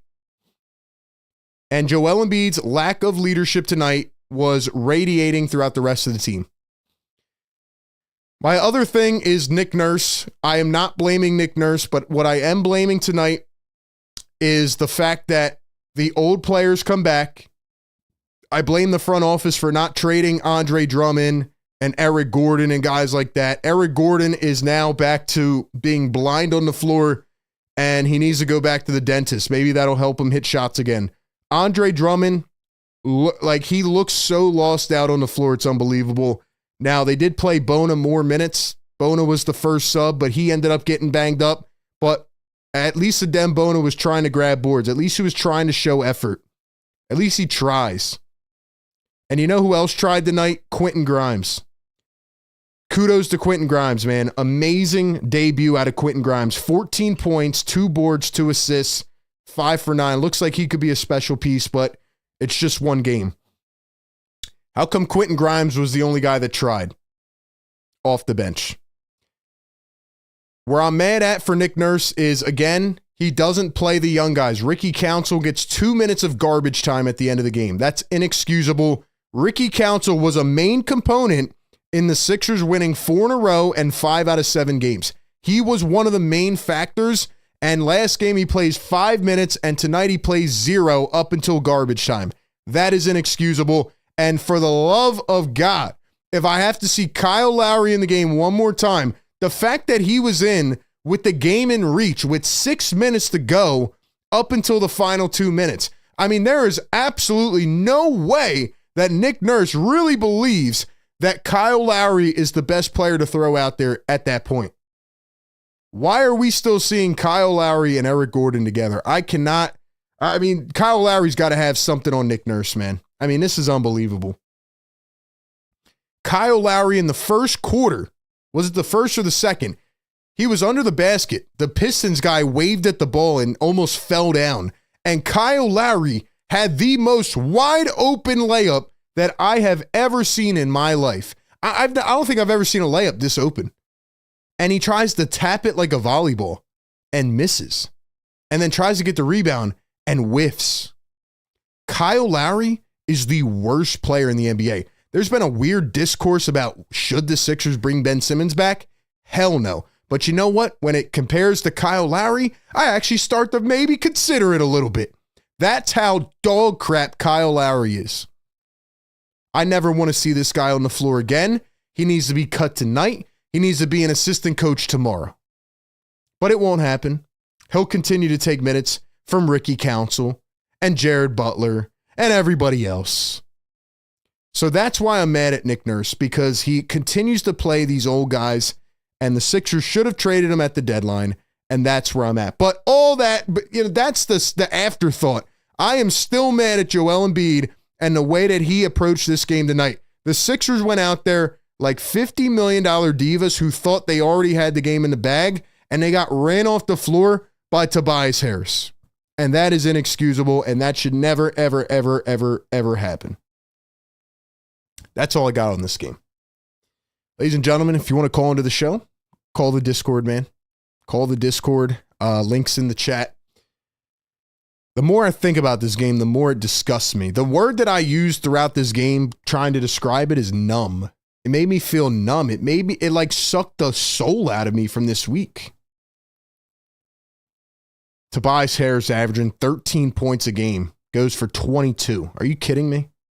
Tobias Harris had 2 putback dunks. I don't think I've ever seen Tobias Harris put back 2 dunks in a game in my life. Fontecchio killing you off the bench. Tobias probably sitting there going, PG over me. PG over me. They asked Tobias before the game, apparently, who he was excited to see of his old teammates. And he said, only Tyrese Maxey. I have to look more into that quote, but that's very strange.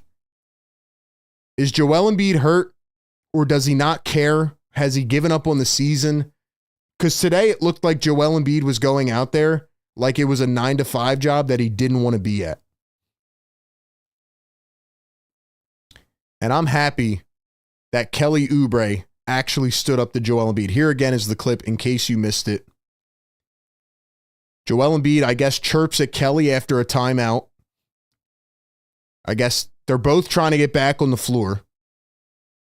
They both don't go up. Joel whiffs at it. Oubre watches. Trust me, Kelly Oubre is not the effort issue on this team. Kelly Oubre gives it 100% every night. And then they go over to the bench. Joel's pointing at Kelly Oubre. Joel really had an issue with Kelly? Joel, you got to look yourself in the mirror, man. This is unacceptable. Now, eventually they hugged it out or whatever, but I don't care. Somebody's got to call him out here. Kelly's probably saying, how dare you call me out? How dare you call me out when you're moping up and down the floor and everybody else suffers because of your lack of energy? Listen, man, with everything I've said, I love Joel Embiid, but you can't excuse this, man. Something has to be said. As a leader of the team, you can't play like this. You can't play like this. Unbelievable stuff tonight. $10 super chat from Riaz. What's up, Riaz? RB, are the Sixers a play-in team? No matter how many losses pile up, it feels like we will be in with all the tanking at the bottom of the East. Morey knows it also and seems content with that. Just sad. Well, Riaz, in terms of where the Sixers are at, I think they'll win enough games to maybe be the 9 or 10 seed at most. But again, what is the benefit of that, right? You have no draft pick this upcoming year if it's not in the top 6. You got a second-round pick back. But even with that, you had to send out a second-round pick because the Mavs traded for Caleb Martin and knew he was injured. And the Sixers said, okay, well, I'll just throw in another pick. Just bad management, man. I made this analogy earlier as well. The Philadelphia Eagles drafted 2 studs in the first round, and they invest in their youth. And the highest paid player on the Eagles defense does not play. And they are 1 game from winning a world championship. The 76ers bring in the oldest players who Daryl Morey in his press conference today said, we tried to go old and now we're trying to cut some of the weight. And they're still playing the old guys on the roster. Some teams, some ownership, some front offices learn, some do not. It's really not that hard to see. For 5 out of 7 games, you won handily. You played good with young guys building momentum. And then you go away from that completely to bring the old guys back in. I just can't stand it. I can't stand it. And there's no excusing it tonight. And I'm just frustrated. I'm frustrated, man. Frustrated. All right, let's go to the Discord, go rapid fire, get a couple people's thoughts on here. If you want to join, call into the Discord, talk about whatever you feel. Go to my guy Exclusive on the Discord to start us off as always. Exclusive, what's up, man? What's going on, RB? Yeah, I mean, you covered a lot today, right? I mean, like, just a bad loss. Like, I don't even know where to start. Like, you can start with, like, the effort, right? This feels almost reminiscent of, like, the Denver game. But to a degree, I mean, well, for one, I feel like we had no response from Malik Beasley, right?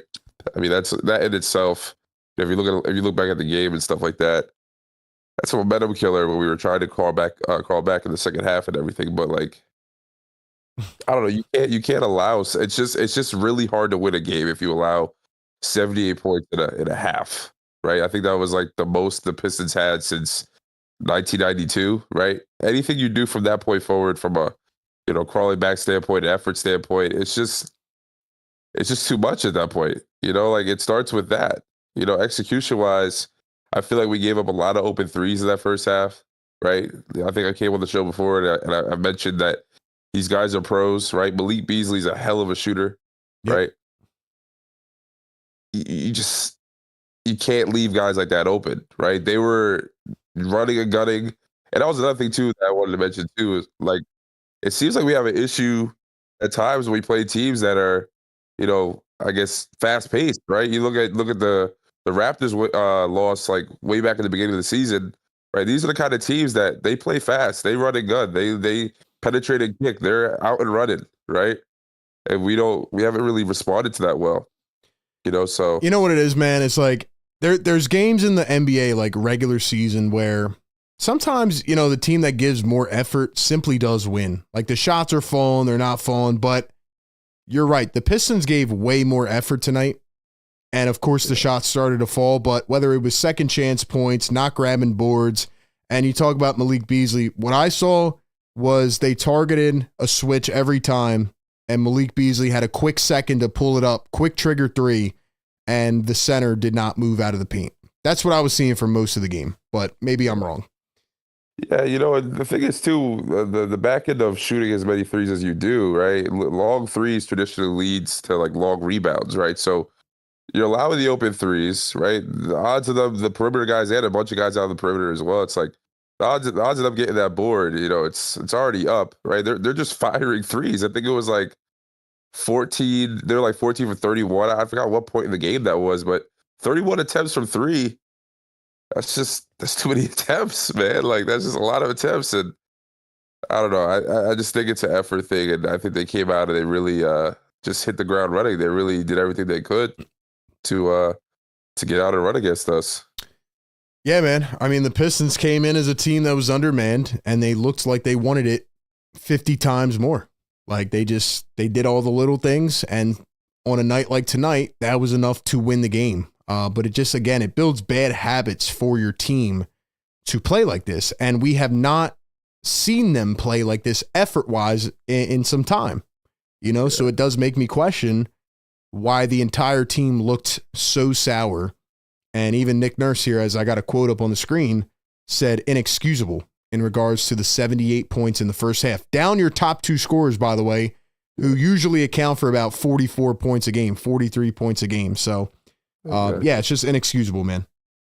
Yeah, and last thing, I guess, as well, that I think doesn't help either when you're trying to crawl back into a game, it's like there was a lot of small, just inexcusable errors as well. Like, aside from like just the natural turnovers that will come in a basketball game, whether it's bad passes, we just had some really silly miscues, like respectfully, like the one rebound by Kelly, right? Like not knowing where the ball is. I mean, those are moments where, again, it's I wouldn't say that's obviously all on Kelly. You lost sight of the ball. Okay, fine. But those are the kind of things that kill the morale of trying to rally back into a game when you make errors like that. There were other errors like that throughout the entire game, but it's like, yep.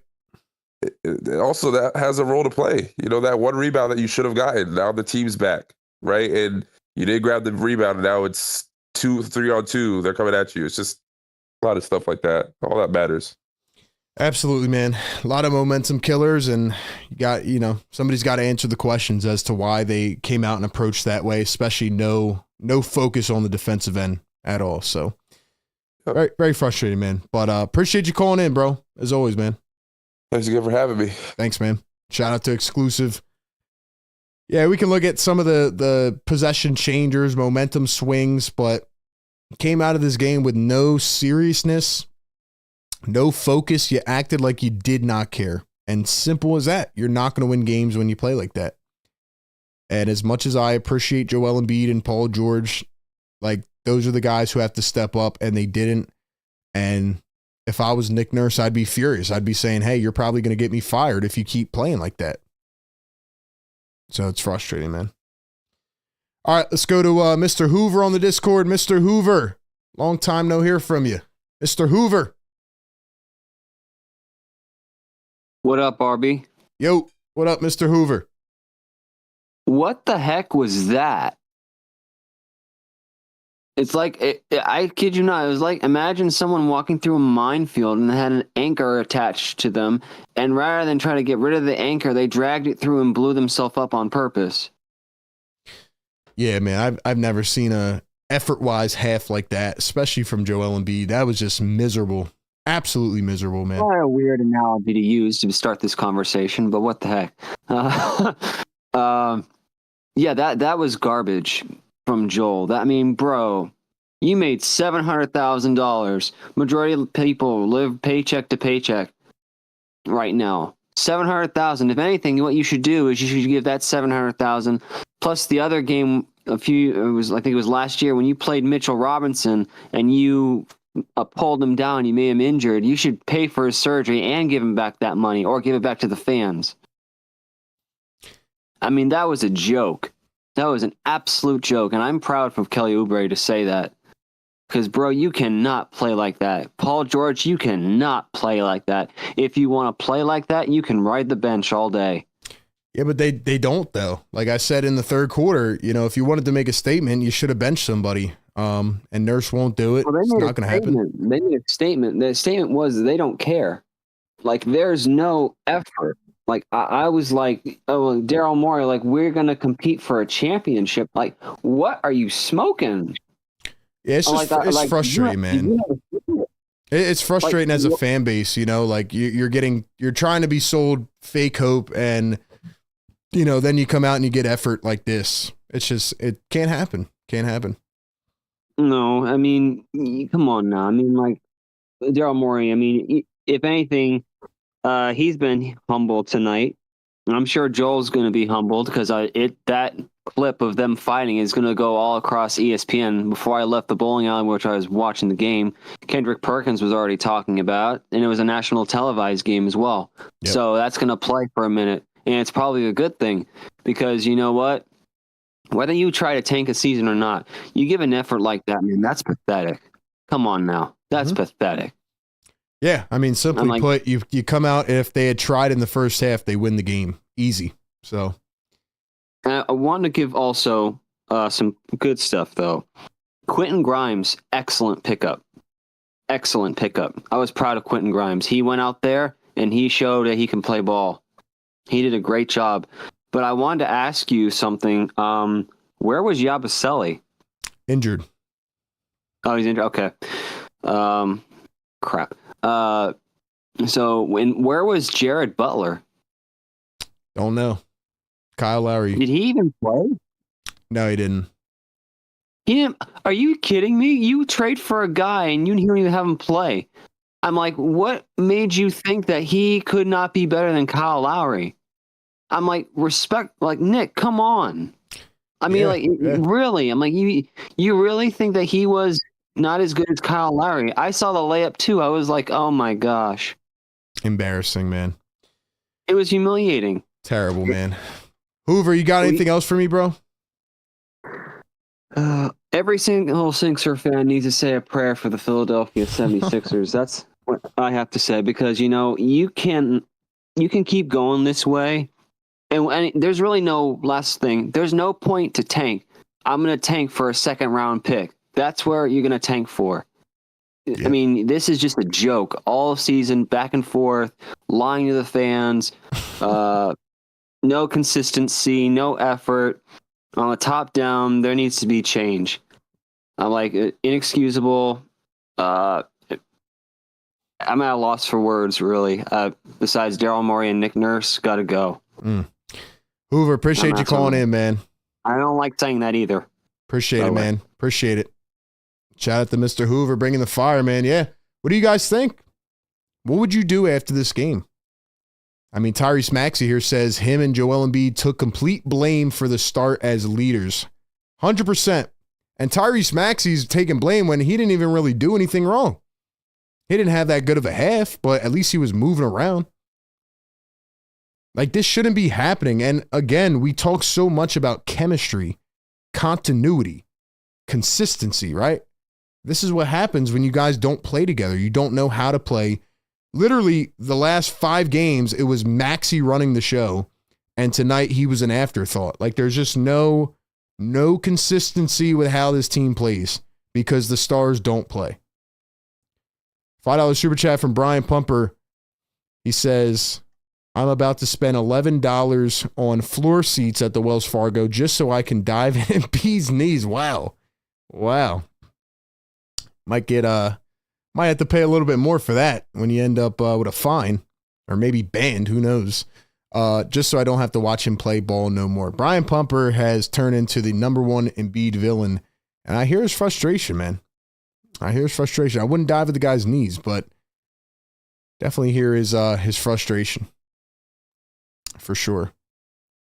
Jared Butler was not at the game. I guess he didn't suit up then. Who knows? I mean, but still, even when Jared Butler is good, let me ask you guys this in the chat. Is Nick Nurse going to play Kyle Lowry over Jared Butler? My gut instinct says yes. But we'll see.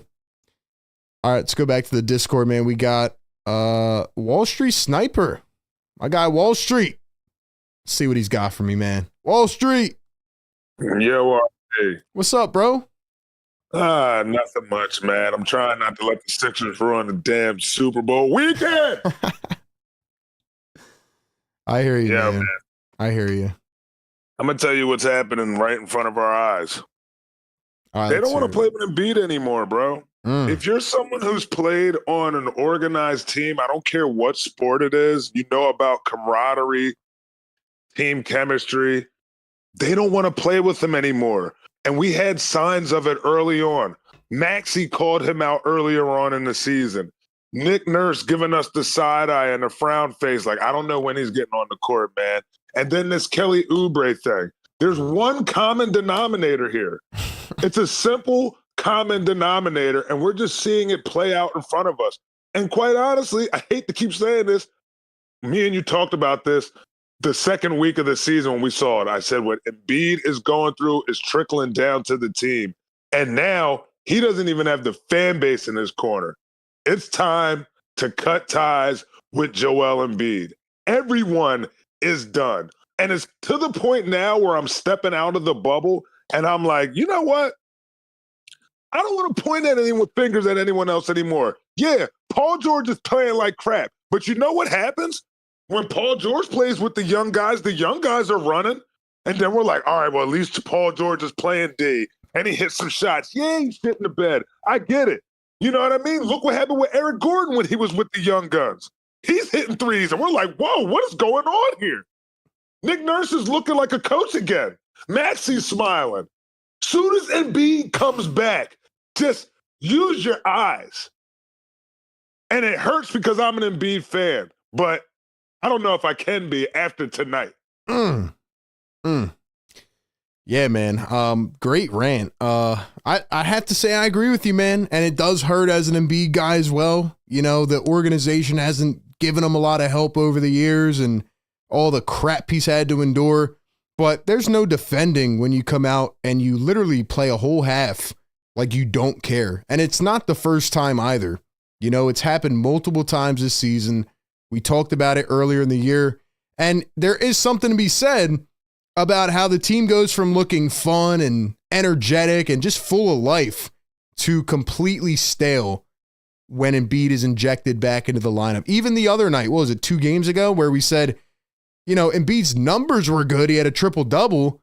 But as soon as he came off the floor in the third quarter, the team went on a run and started to close the gap. And it's because of how they play. And I think you're right. I think the young guys look at it like, well, if we're just going to dump the ball into Joel every possession, like, how am I supposed to get mine? You know? So I agree with you. Dude, and here's the one play that shows the character of him compared to everyone else. You go on the floor. I understand you bust your ass on the play. You go on the floor, you do a hell of a block. Then you get up again. Then you sprawl out on the floor. Like, when you were telling it, I wanted you to tell them, like, I think people that weren't watching thinking like, oh, he fell and he's just still down. No, he's down with his arms spread eagle, flat-headed on the ground while everyone else is playing. Joel Embiid, you haven't been playing basketball at all. Out of everyone else on the court, 9 players, no one else is doing that. So why the hell are you? Thank you for bringing that play up. I kind of buried that in the back of my head. And you're right. I think I was just in shock watching that. Like, he makes an unbelievable play. First off, he makes a wild block against Paul Reed, of all people. And this just kind of brings the whole Sixers thing full circle. The ball then goes into the hands of Tobias Harris, who I believe makes a jump shot. And then Embiid's still laying on the floor while we inbound the ball. The camera doesn't even flip quick enough. And then all of a sudden, Paul's got it back again and goes in and scores. While Joel Embiid, for 2 consecutive possessions, even though he had, 18 points in the quarter or whatever, is just down there laying like nothing's going on. And Dude, that right there, you're right. You're right. Not thinking about his teammates, not thinking about anything. And in his mind, he's probably just thinking, what more can I do? I'm doing all I can do. And outside of his world, it's like, dude, you look like a dumbass. Yeah, that was bad, man. I forgot about that play, but the fact that it's Paul Reed and Tobias Harris, the ones that are scoring on you too, it's just terrible, man.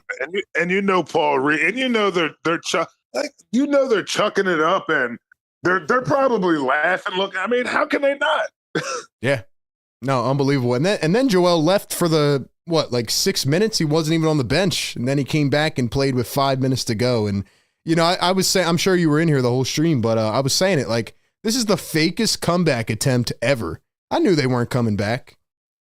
No, and it wasn't. And it felt bad because I was on the stream. I don't have the energy to call during the roller coaster rides they take us every game. But I saw you getting happy, and I'm like, damn, look what they're doing to my boy RB. I told you I wasn't trying, man. I wasn't trying to dive back in. But I started to see Adem Bona and Ricky Council and Justin Edwards. I was getting a little bit excited, man. I was seeing a little glimpse of the future, but that's all dead now, so. Yeah, it's time. I mean, listen, I think that after tonight, Embiid will probably sit another 3 games. We'll probably see another spark, and then we'll get back to the norm. This is just disappointing and nasty to watch. Like you said, like I almost just rather watch the young guys play, man. Like I think it's going to come to a point to where he's going to show up at the Wells Fargo and come on that floor, and we're going to boo, and that's when that's going to be the mudslide. It's going to be reported everywhere. He's going to be mopey. He doesn't want to be part of it. We don't be part of him. We can't wait for the offseason. I can see it coming now. My crystal ball is just a twinkling. It's coming soon, man. Yo, Wall Street, appreciate you calling in, man. It's always great when you call in. I love it. Absolutely. Love talking to you, RB. Have a good one. Appreciate it. Wall Street Sniper. Drop some fires in the chat. I already see him in here. Drop the fires for my guy, Wall Street. Man, that's a way to portray it perfectly, man. Portrayed it perfectly, man. He's right. I think it's going to get to a point, if you keep showing effort like that. I mean, obviously they were on the road in front of like 5,000 fans, but if you come back home and you play like that, you are going to get ripped to pieces. And he's right. I think Joel's going to miss the next game. I would probably bank on him missing the next game just because that is what happens. And I think guys are checking out for playing with him, man. I hate to say it, but you can see it. There's people that watch the box scores and then people that watch the games. And that is just insane. All right, we got my guy Nelson on the Discord. This should be an interesting one, man. Nelson on the Discord. Nelson, don't wake up the family, man. What's up, Nelson? RV, you got me loud and clear, brother. Loud and clear, man. What you got? Ooh, okay. I got notes, brother. Hey, Wall Street. First of all, bruh, my bad, dog. I did not mean that I was going to smack the shit out of you last time I called. I sincerely apologize. All right. I got that out the way. My bad. Second of all, my favorite part of the game was Kelly Oubre screaming at Joel Embiid, bro. That is exactly what we need, bro. That's what Joel Embiid needs, man. That's why, bro, we have been screaming for Jimmy Butler to come back to the squad. We understand Jimmy Butler's not a 30, 10, and 10 guy. We know what Jimmy Butler can be, will be, possibly could be. We know what Jimmy Butler is. You know what I'm saying? We get that. We need someone anyone to hold Joel Embiid accountable, bro. I'm so tired of him laying on the ground, making up, dude, one of the low key, bro, possibly the greatest block of this NBA season, man. Great block. And then, bro, he lays underneath the basket, hands on his head, crosses his legs. I'm gonna let Paul Reed yoke. Man, it's literally unbelievable. Number 3, hey, why can't we trade Eric Gordon? Why can't we trade Andre Drummond? Why is Kyle Lowry even almost getting minutes? Hey, guess what we did, RB? And bro, I posted this on Twitter. Dude, I'm pissed. We traded KJ Martin for nothing. Nothing. We traded KJ Martin for money. Money. What are we doing, bro? What? And bro, I'm not saying KJ Martin is unbelievable. He's incredible. What? Oh my God, bro, we're gonna kill this. We traded KJ Martin for nothing. And bro, I'm not trying to overrate everybody and act like, oh, bro, KJ Martin, we should have got 3 first-round picks bro, we traded KJ Martin for absolutely nothing. We traded him for tax money. Money for an owner that owns the Washington Commanders that got blown out in the NFC champion. Like, what are we doing, RB?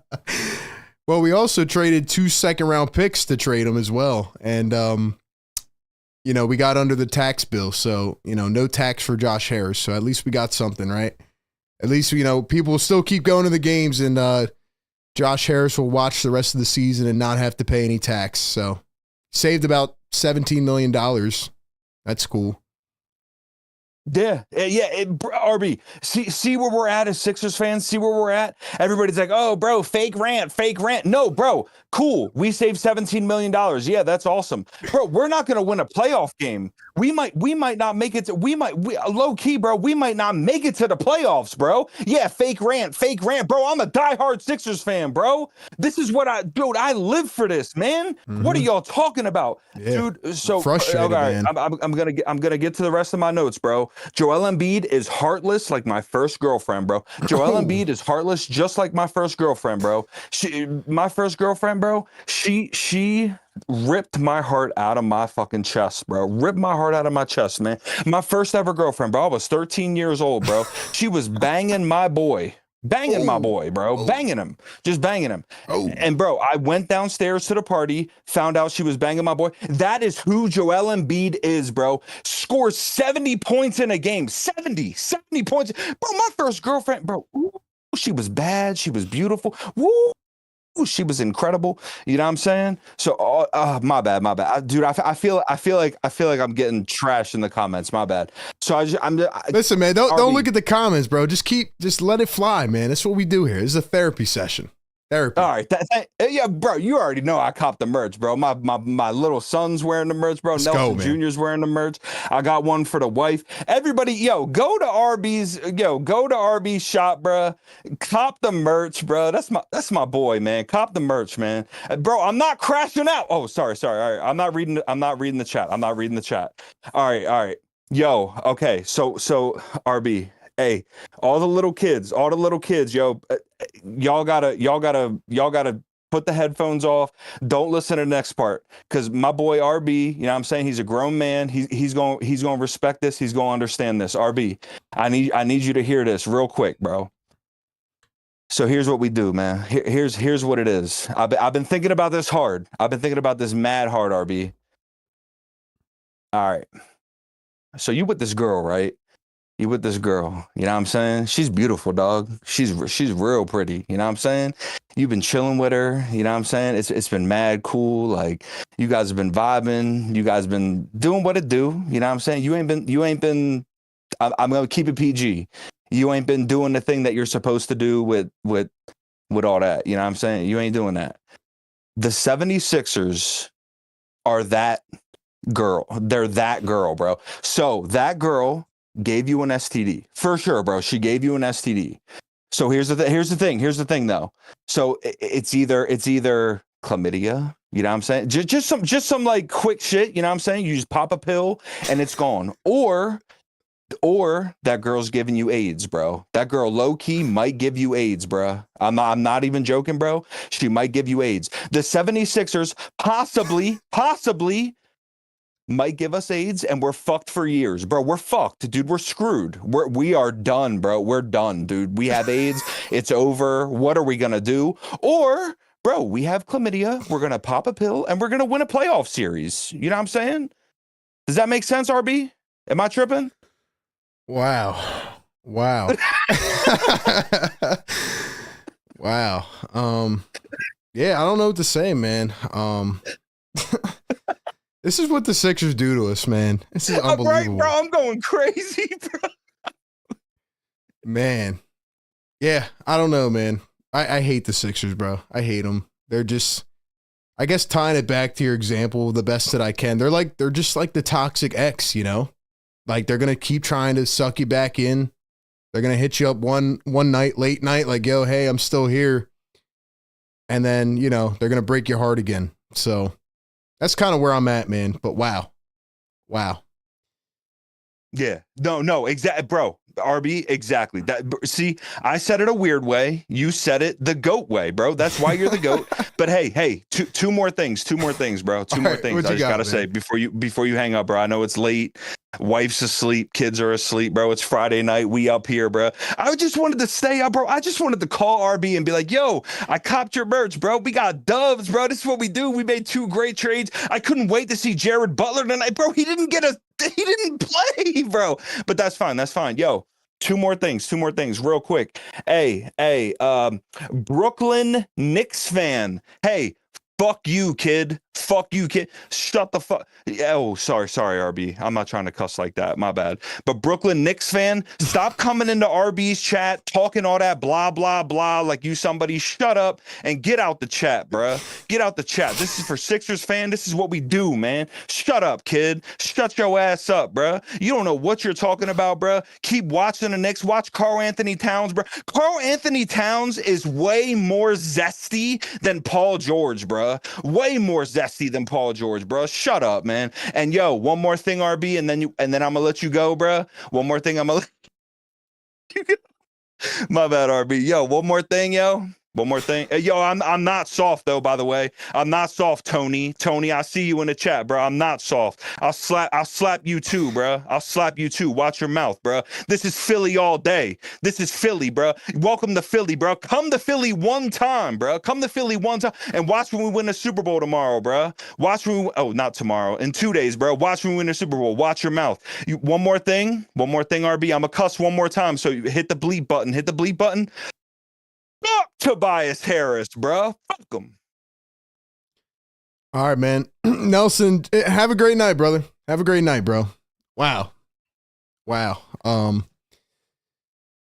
Shout out to Nelson, man. That was by far the crazy. I don't even want to say crazy. That was like the most exploratory call I've ever had in my life. Gotta love Nelson, man. Wow. I don't know how the show can go on after that, but shout out to Nelly, man. Yeah, shout out to Nelly. Wow. He's coming at people in the chat. He's comparing the Sixers to that. Yeah. Wow. My man, Nelson had a lot to get off the chest. You know what I mean? That's why I told him at the beginning, don't wake up the fam. That's why I told him, don't wake up the fam, man. You know, the wife's done woke up. She probably yelling at him right now. Kids woke up. Shout out to Nelson, man. Shout out to Nelson. We got to keep the show PG though, man. We got the brands and all. We got to keep the show proper. But I just wanted to let that call keep going. I didn't know where it was going. You ever drive late at night and you fill up the gas tank and you don't know where you're going? That's how I felt on that call. I'm like, take a left, take a right, go to roundabout. I don't know. That call's just going wherever it goes. You know what I mean? I'm letting them fly, man. But that is a pure therapeutic call right there. I didn't even have to say anything. I'm letting Nelson get off the steam. Shout out to Nelson, man. All right, man. Wow. All right, let's go to Thor on the Discord. Let's go rapid fire these last couple. Thor, what you got, man? Hey, Hey RB. Today's loss was extremely disappointing. Listen, before this game, I was like, this seemed like an easy game, and then I thought that I saw the third quarter, I saw the score, and I thought we were up by a lot. I saw the score, and I was like, am I reading this right? 88-105 Pistons. What is this? Yeah, what it was a culmination of no effort in the first half, which led to the Sixers trying to crawl back, and they just couldn't. Yeah, and like it was like one time it was 49-81 the score, and like Embiid and George had like combined 9 points or something. That was just bad. Yep, embarrassing showing, man, for sure. Yeah, and I also feel like Oubre. I feel like I can relate to Oubre because I feel like and in the middle he had a heated argument with Embiid. Yeah, he did. He was trying. I mean, Yeah. Embiid came at him actually, and he tried to call Oubre out for his effort, and Oubre said, "Hold up, why are you calling me out, man? You're the one not running back on defense." So, you know, I agree. the frustrations were boiling. You know, the tempers were high, and I think that's how it should be. I think the team should really be mad at how they played. And yesterday after the trade deadline, I mean, I know that Morey said that he wants to try, but like this trying thing is not gonna work. Yeah. Like, yeah. Nah. Also, also another thing I would like to say. I've been noticing this on Twitter, and I think I've been telling you, but so a lot of people, a lot of these non-Sixers fans, like I'm looking at Twitter, and and they want Ben Simmons back. I don't know if I wouldn't want him back. Keep Ben Simmons as far away from this team as possible, Yeah, man. please, Keep him yeah. away, bro. Like it's not like he's gonna come and he's gonna magically like help the team. He's not. Yeah, those are not real Sixers fans. Yeah, I No. know. They're not. Yeah, and but today's loss, that was like unexpected, and I feel like I got surprised seeing that. And then we got the Bucks on Sunday, the Super Bowl Sunday, but we have the Eagles, so I would rather watch the Eagles instead. Yep, I agree, man, and I'm right there with you. Thor, appreciate you calling in, bro. Yep, thank you. Thank you, man. Shout out to Nelson in the chat. Yeah, Nelson, we got to keep it PG, bro. We got to keep it PG. That was an interesting call, man. Shout out to you, bro. Shout out to you. All right, we'll go one more. Cool J rapid fire, get a couple final thoughts, then we'll get out of here. Cool J, what's up, man? Yo, RB. What's up, man? I feel like everyone literally said, took everything to point. I'm just going to summarize everything up in just, one thing. Yep, let's go, man. Joel Embiid is like, man, you got to look at this game again, man. You've been embarrassed about the performance you've made this game. Yeah. The fact is it's all nationally televised. So now you just made the Sixers the laughing stock of the NBA for this game. Yeah. Yeah, no, it was a brutal game. I don't know how many people watched it, but it was in front of a lot of eyes. A lot of eyes on this game, you know? For real. And if that's the way you want to play the kind of performance, and that goes to Paul George too. If you just want to play like this, you're literally going to be looking at the Wells Fargo Center, like the Boston White Sox last year. In their arena, their stadium is completely empty. Oh yeah, you mean like the Chicago White Sox, right? Chicago White Sox, my bad. Yeah, when they won like 5 games. Yep. Yeah.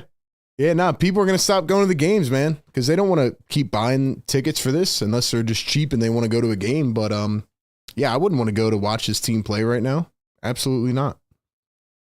No, and I was talking to if you were saying, we'd rather have Ben Simmons, we'd rather have this, we'd rather have that. We have younger players. Yours is just not playing them, not giving them any minutes. Mm-hmm. And it's just infuriating. Yep. Yeah. No, yeah. I mean, I've said it a lot now, but those guys were building up momentum on a run, they were starting to get this team humming again. And then now they just get benched for the older guys. So just Tired of having a coach that just plays older guys no matter what. And it's just annoying, honestly. And I was literally saying this in the Discord. Like, there are fans who look at the numbers, and there are fans who watch the actual game of movement, etc. If you look at the numbers, it's not telling the whole story. No. You have to watch the game and look at the movement, everything up from there to see the full story of why his team is doing so bad. Yep. 100%, man. Yeah, if you look at the box score, you're going to think, Embiid, Maxey, everybody played a good game and stuff. They did not. Sixers deserve to lose this game by like 40 with the way that they played. It was literally looking that way the first half. Mm-hmm. They were down by like 30 or so points. Yep. Absolutely. Close to 40. They could have, and they should have lost by 40, but they did the Sixer fashion to just get really close and then just, let it all fly at the very end. Yep, absolutely, man. Frustrating loss. Got to bounce back. We'll see if they can do it. All right. All right, man. See. Appreciate you calling in, bro. Of course, RB. Thanks for having me in. Shout out to Cool J on the Discord, man. Yeah, I feel like we just go through these cycles of the same kind of thing over and over and over again. Yeah, Brooklyn Knicks fan in the chat got called out, man. That's funny. Imagine being a Knicks fan from Brooklyn. So you're probably a Brooklyn Nets fan. So your team stinks. Then you're a bandwagon Knicks fan. They're not winning the championship. Then you come into a Sixers chat and you get called out on the phone lines. Gotta love it, man. Gotta love it, man. Hey, man, this was an interesting post-game show. One of the most interesting of the season, that's for sure.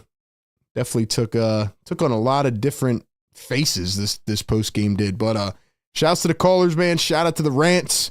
And, shout out to everybody out there, man, just supporting us. So we'll keep doing it every game. Sixers go down in Detroit. After a miserable effort, they fall 125 to 112. They are now 20-31. And they got to find ways to win games, man. Philly Take with RB, post-game live show here on the Sixers Game Day Live Show. We do it every single game, man. Live game, pregame, postgame coverage. Keep supporting us, man. Sixers will hopefully find a way to find a way. Couple more days of the Super Bowl. At least us Philly fans can be excited about that, man. And we got a Sixers game on Sunday. So we'll see. Enjoy the rest of your night, everybody. Have a good weekend. Talk to you soon. Peace.